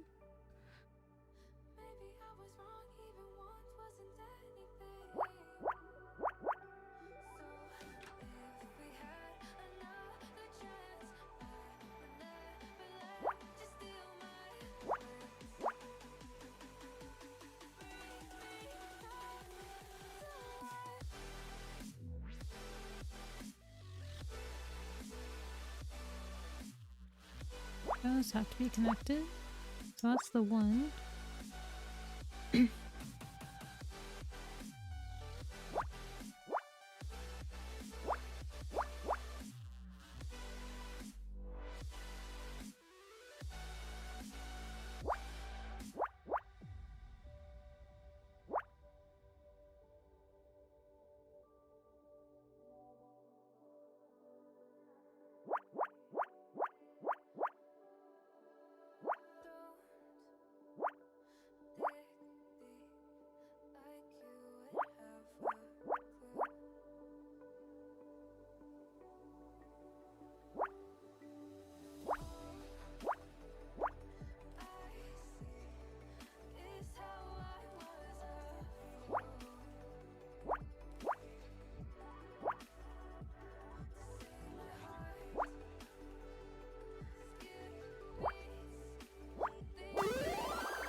What is that?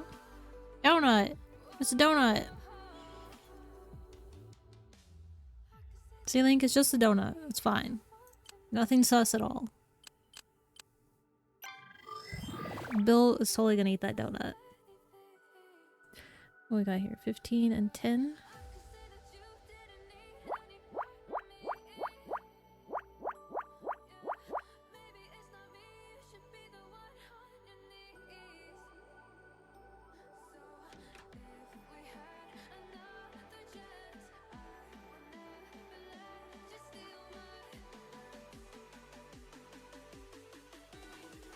Why am I giving you pizza? What? I didn't give you any pizza. Do you want some pizza?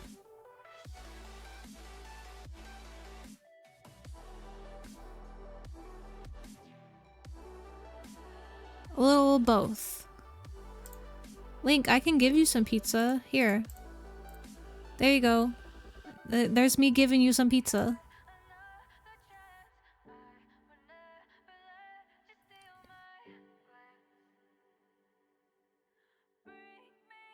Oh, this one's actually gonna be a little tough.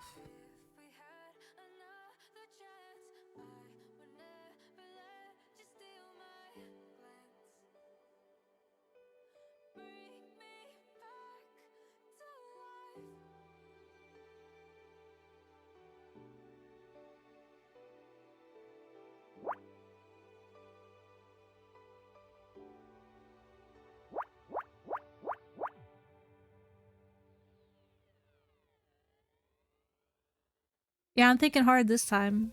This one's a little more tough. There's not a lot of stuff that gives me like some instant answers here. Favorite kind of pizza? I don't know.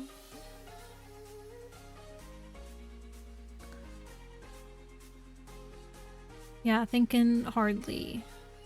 Oh my goodness, there is not a lot. Wasn't there another 1-7 somewhere? No? I do like pepperoni. Oh my goodness.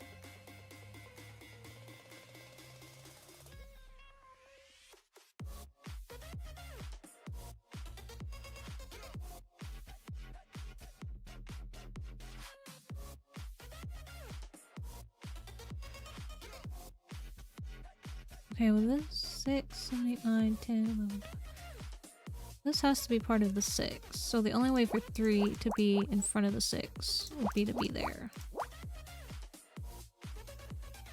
This looks like it might be promising.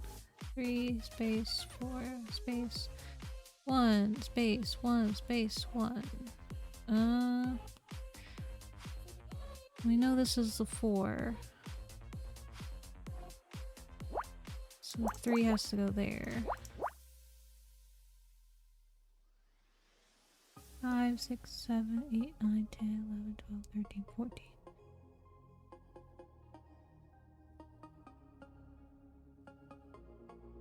This has to be the 5.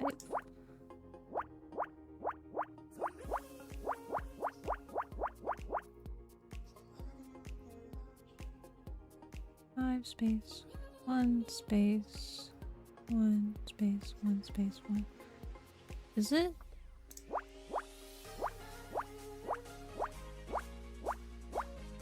Yeah, okay, that's the only thing that fits there. Barbecue chicken as pizza? No, not really.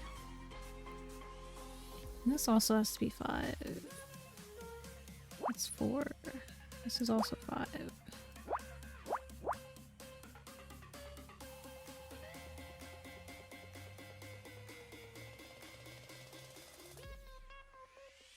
There's a 2.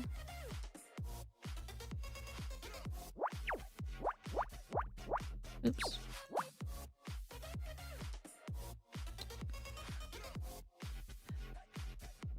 That has to be a 1. Doesn't it?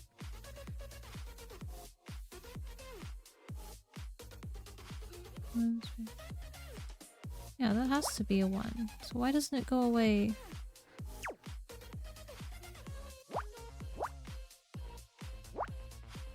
Weird. That has to be the 2.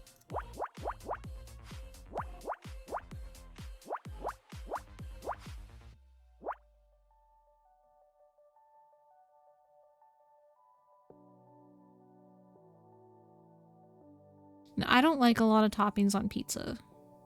Like, there's a such thing as too many toppings.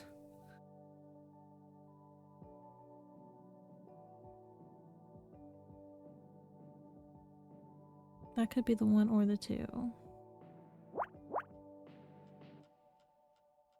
Oh, that has to be the 6.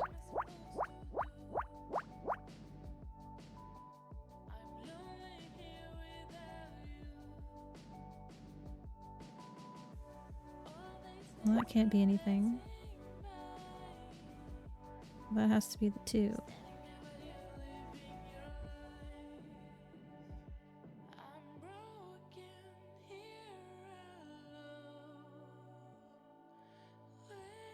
This also has to be a 2.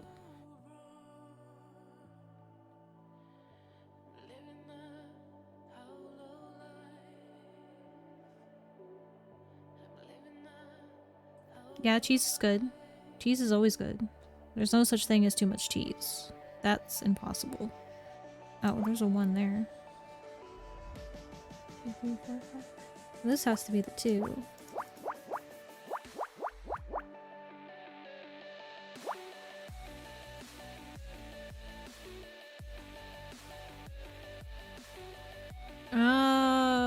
Wait a minute. 3, 4, 5, 6, 7. Uh-oh. I fucked up somewhere.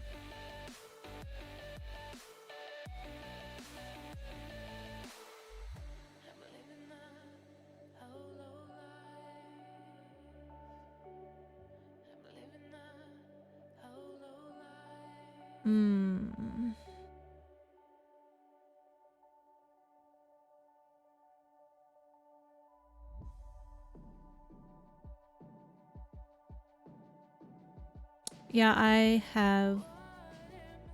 I fucked up somewhere.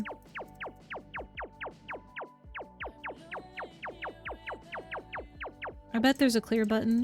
I just don't know where it is.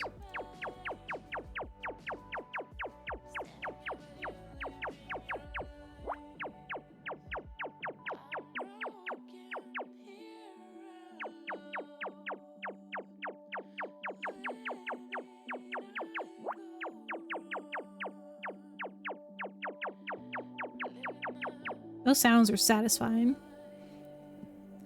I don't... like... these, like, make it so I can't... like, clicking this one makes it so that I can't unclick things. And then that one makes it so I can unclick things. Oh, I guess just hit reset puzzle. That's probably it. But I like those sounds. They're satisfying. Okay. 1, 2, 3, 4, 5, 6, 7, 8. These have to be filled in. This 8 will have to fit in those squares no matter what. Exactly! It sounds just like the lasers from Gallica. That's exactly what I was thinking.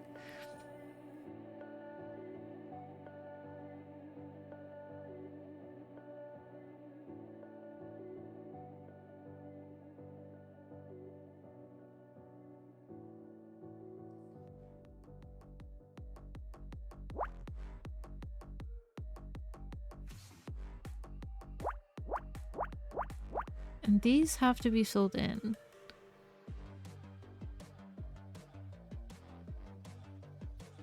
Okay.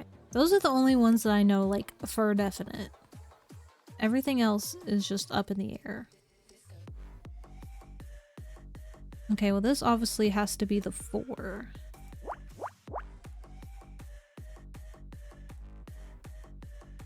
And this has to be the 5. And this has to be the 5. Does this one add up? 3 space 1 2 3 4. Wait, 3 space 1 space 1 space 1. Well, this has to be the 4.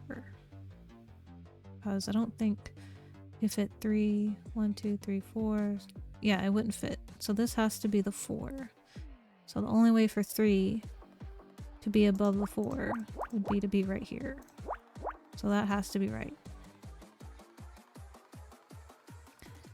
This has to be the 6 because I don't think it would fit otherwise. 3 space 1 2 3 4 5.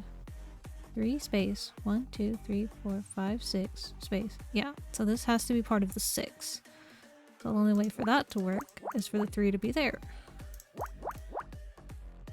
And that's the 6.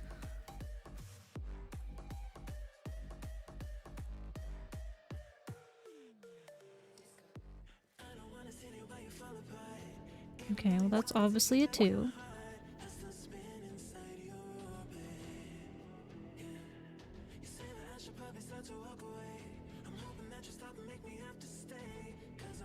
This has to be a 1 because it wouldn't fit otherwise. But it doesn't go away when I do that for some reason, which is annoying.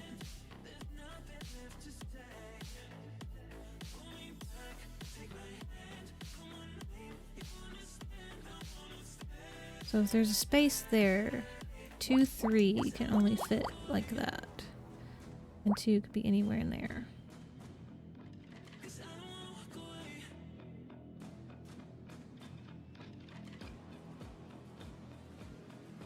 This could be the 6 or the 1.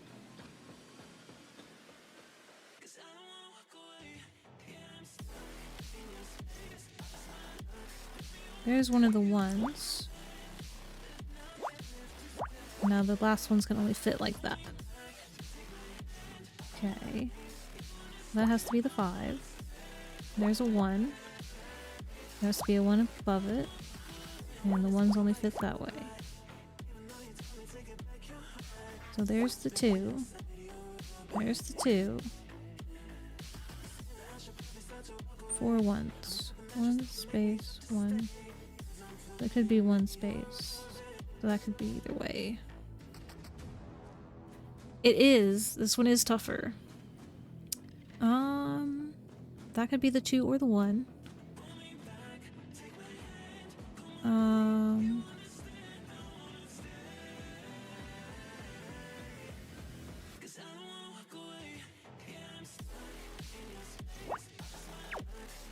Is that 1 space?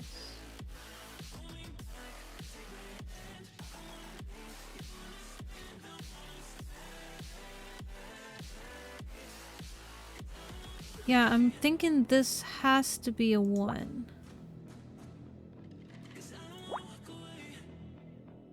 So that has to be the 2.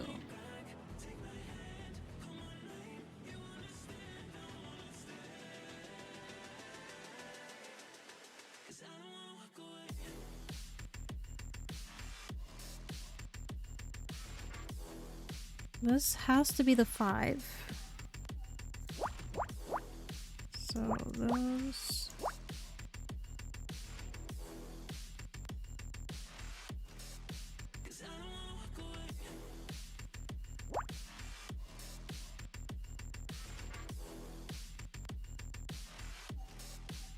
Oh yeah, we got the 4s here.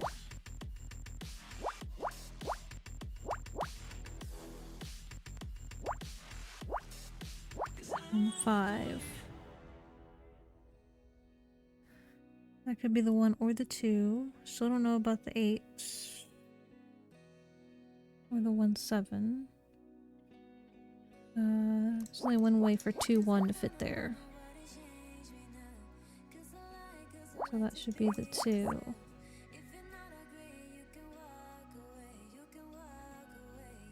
Okay, this has to be the 6.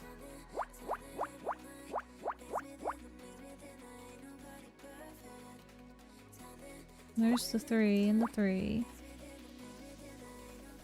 One could go in either of those. That one's done, that one's done. 1, 2, 3, 4, 5. Well, we got the 5 here. And now the 1s can only go there. This one is also done. Who threw that? Pyro. Throwing things. Imagine not being subscribed to Chica. Couldn't be me. Shouldn't be you. Ooh woo. So make sure you hit that sub button. Think of 5 friends. Gift them a sub. Oh, Cheers thank to you. kids. You know, donate to the charity if you're feeling really generous. I will hydrate. But make sure, most of all, that you're already following. If you're not following, And stretch. what are you even doing? My arm's gonna cooperate. Yeah, stretch.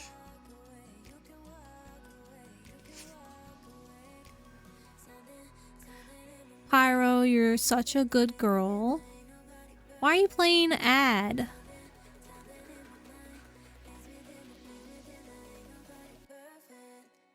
Okay, should I really do it?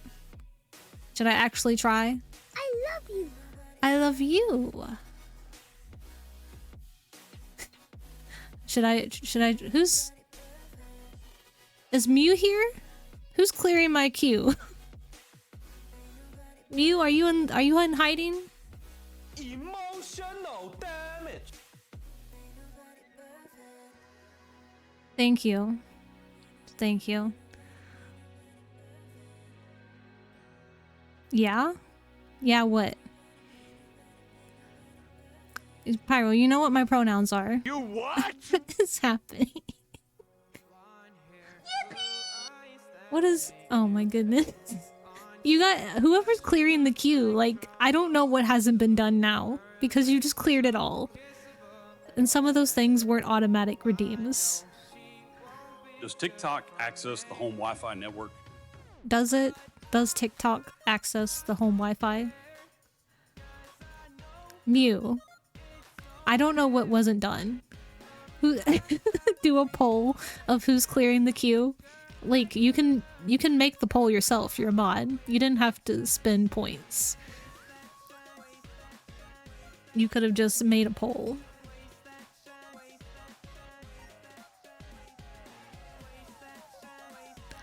I have already fucked this puzzle up again. This doesn't work. Fuck.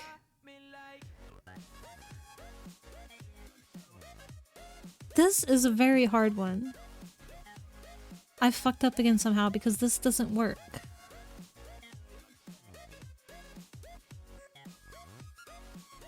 Oh my goodness. Oh no. Do I reset it?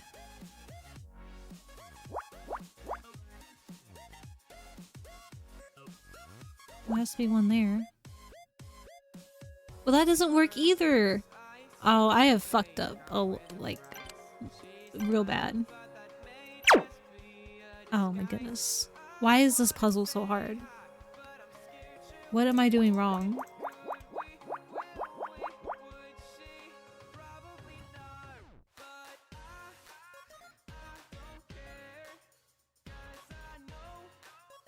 Link, who do you want to time out? You redeemed the timeout. Who are we timing out?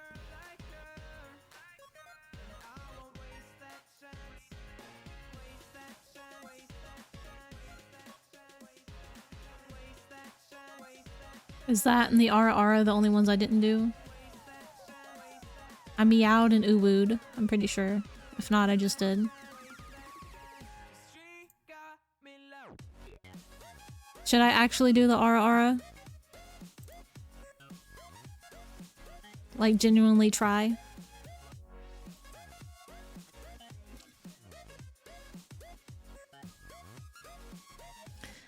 I'm gonna do the ara, but should I actually genuinely try to do it correctly? Is the question. Do the where is she? I can't do that, Link. I don't have the deep voice to do that.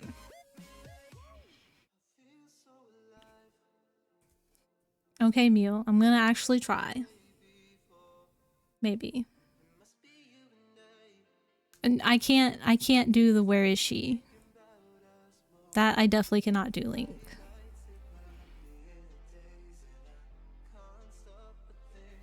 Ada Ada. Is that good enough? Was that a good enough ara ara? I'm very frustrated with this puzzle. You think I have more in me? Well, I tried. You'll have to redeem it again. Link's satisfied, so that's good enough for me. Oh, there's supposed to be an ad in 3 minutes, but I forgot Pyro also did an ad time, so I guess I'm gonna run an ad before it runs it itself anyway.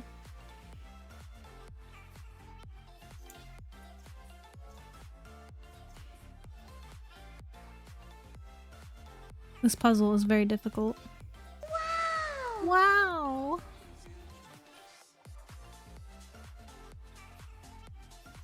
I'm never gonna finish this puzzle at this rate. You guys keep distracting me.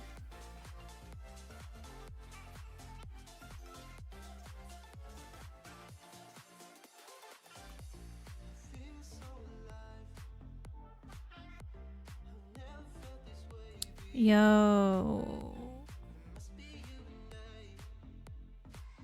This could just be the 3. This is where I've been fucking up. 361 could totally just start right here and not have to have the 3 here. I bet that's where I've been fucking up.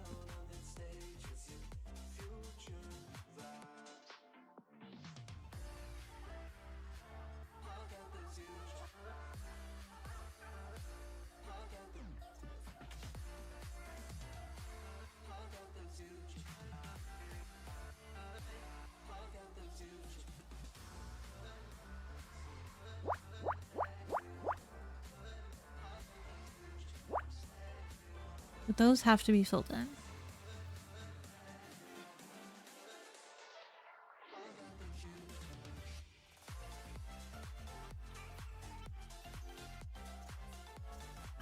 Maybe?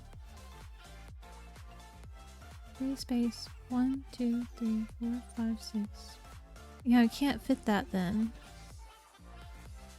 Could that not be filled in?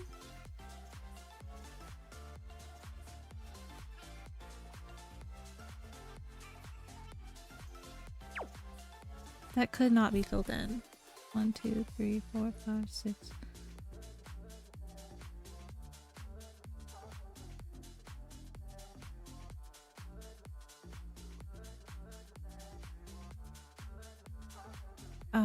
Yep.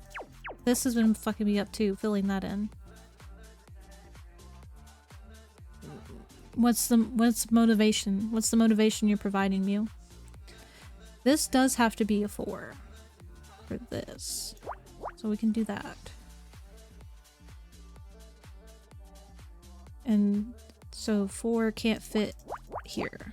So we can do that for definite.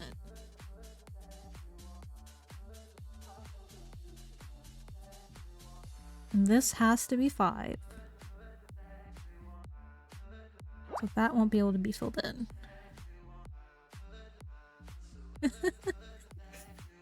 Okay, are you gonna time it, Mew? Can I trust you to time it accurately and not cheat? I think I can. I don't think Mew would cheat.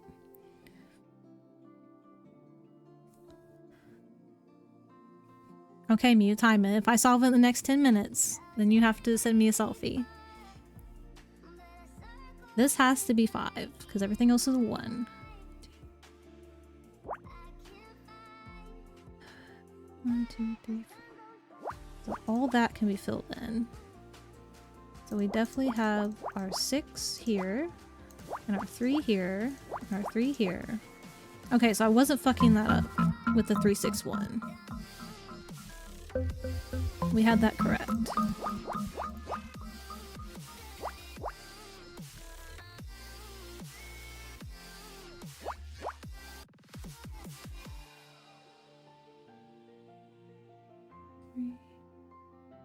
That has to be filled in.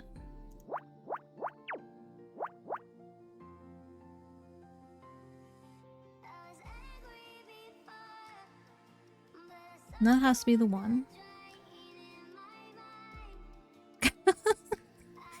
That is impossible, Mew. There's no way you could be ugly.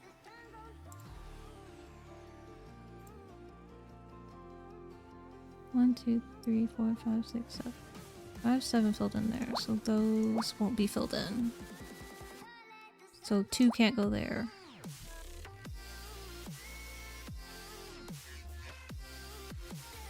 One, 2, 3. That has to be filled in. So those have to be connected. 4. Oops. So that has to be like that. Exactly. Mew's very handsome.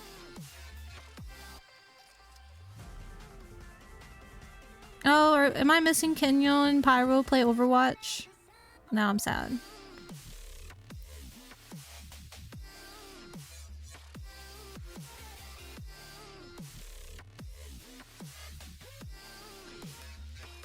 Well, now I'm upset that I'm missing that. It's gonna make it harder to solve this puzzle. Okay, this has to be our 3. Because 3 can't fit anywhere else, so that can't be filled in. That would have to be filled in.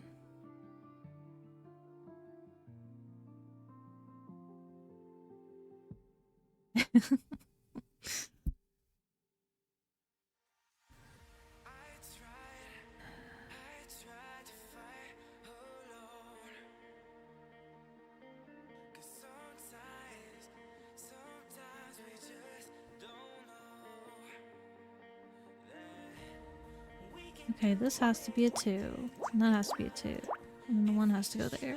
So that has to be the 2, and then those are the 5s. So then we got all that, and the 3. We got a 1. Yeah, that has to be the 3 and the 1. And we got the 2.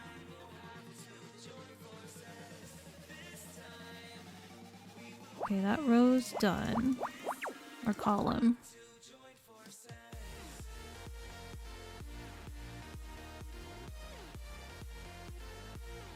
Okay, our 5 has to go there.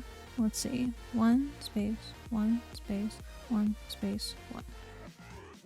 Yeah, there's only one way for this to fit.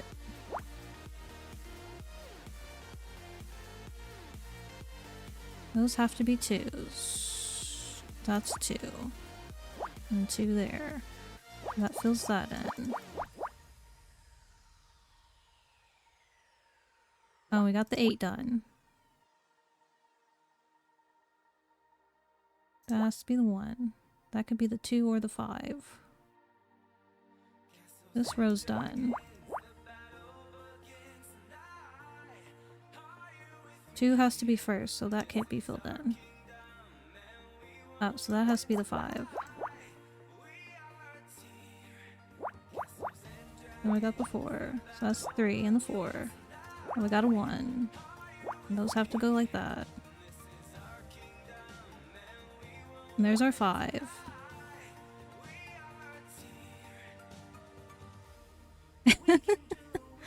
Did you give me too much time? That's all done. That's all done. That's all done. So that's the 1. Uh-oh. Did I fuck up something again? Oh no.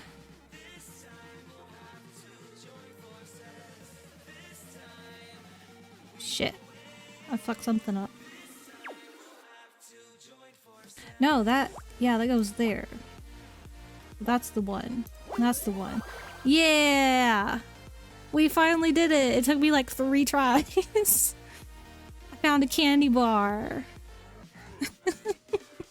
Mew, you have been really reckless lately with your bets.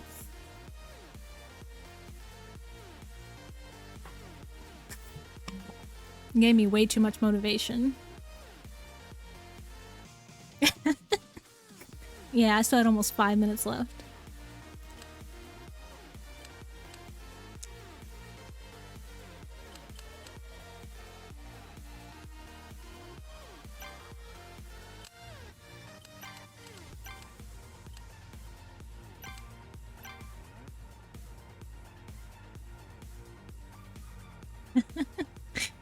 Well, lucky for you, Mew. I'm ending stream.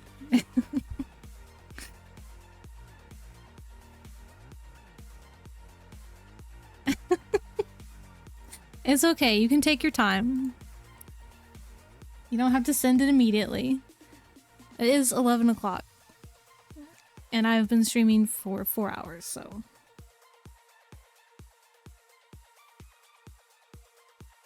Also, you told me Pyro and Kenya were playing Overwatch, so... I'm upset I'm missing that. Take as much time as you need, Mew. It's okay. Also, you don't actually have to send me one. There is a raid message. Link, do the raid message. Exclamation point raid.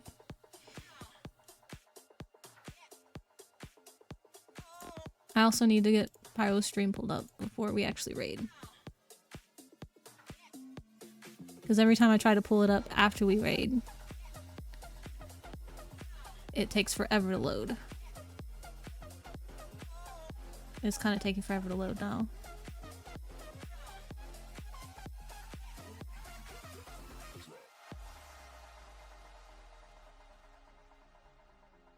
Yep, you did do it again, Mew. You did it again. Have a good night, Nokti. Thank you, Link.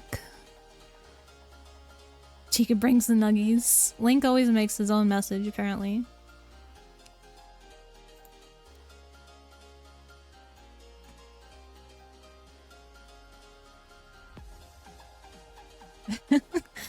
You're not dumb, Mew. It's okay. Okay, we're raiding now. Bye. Bye, bye.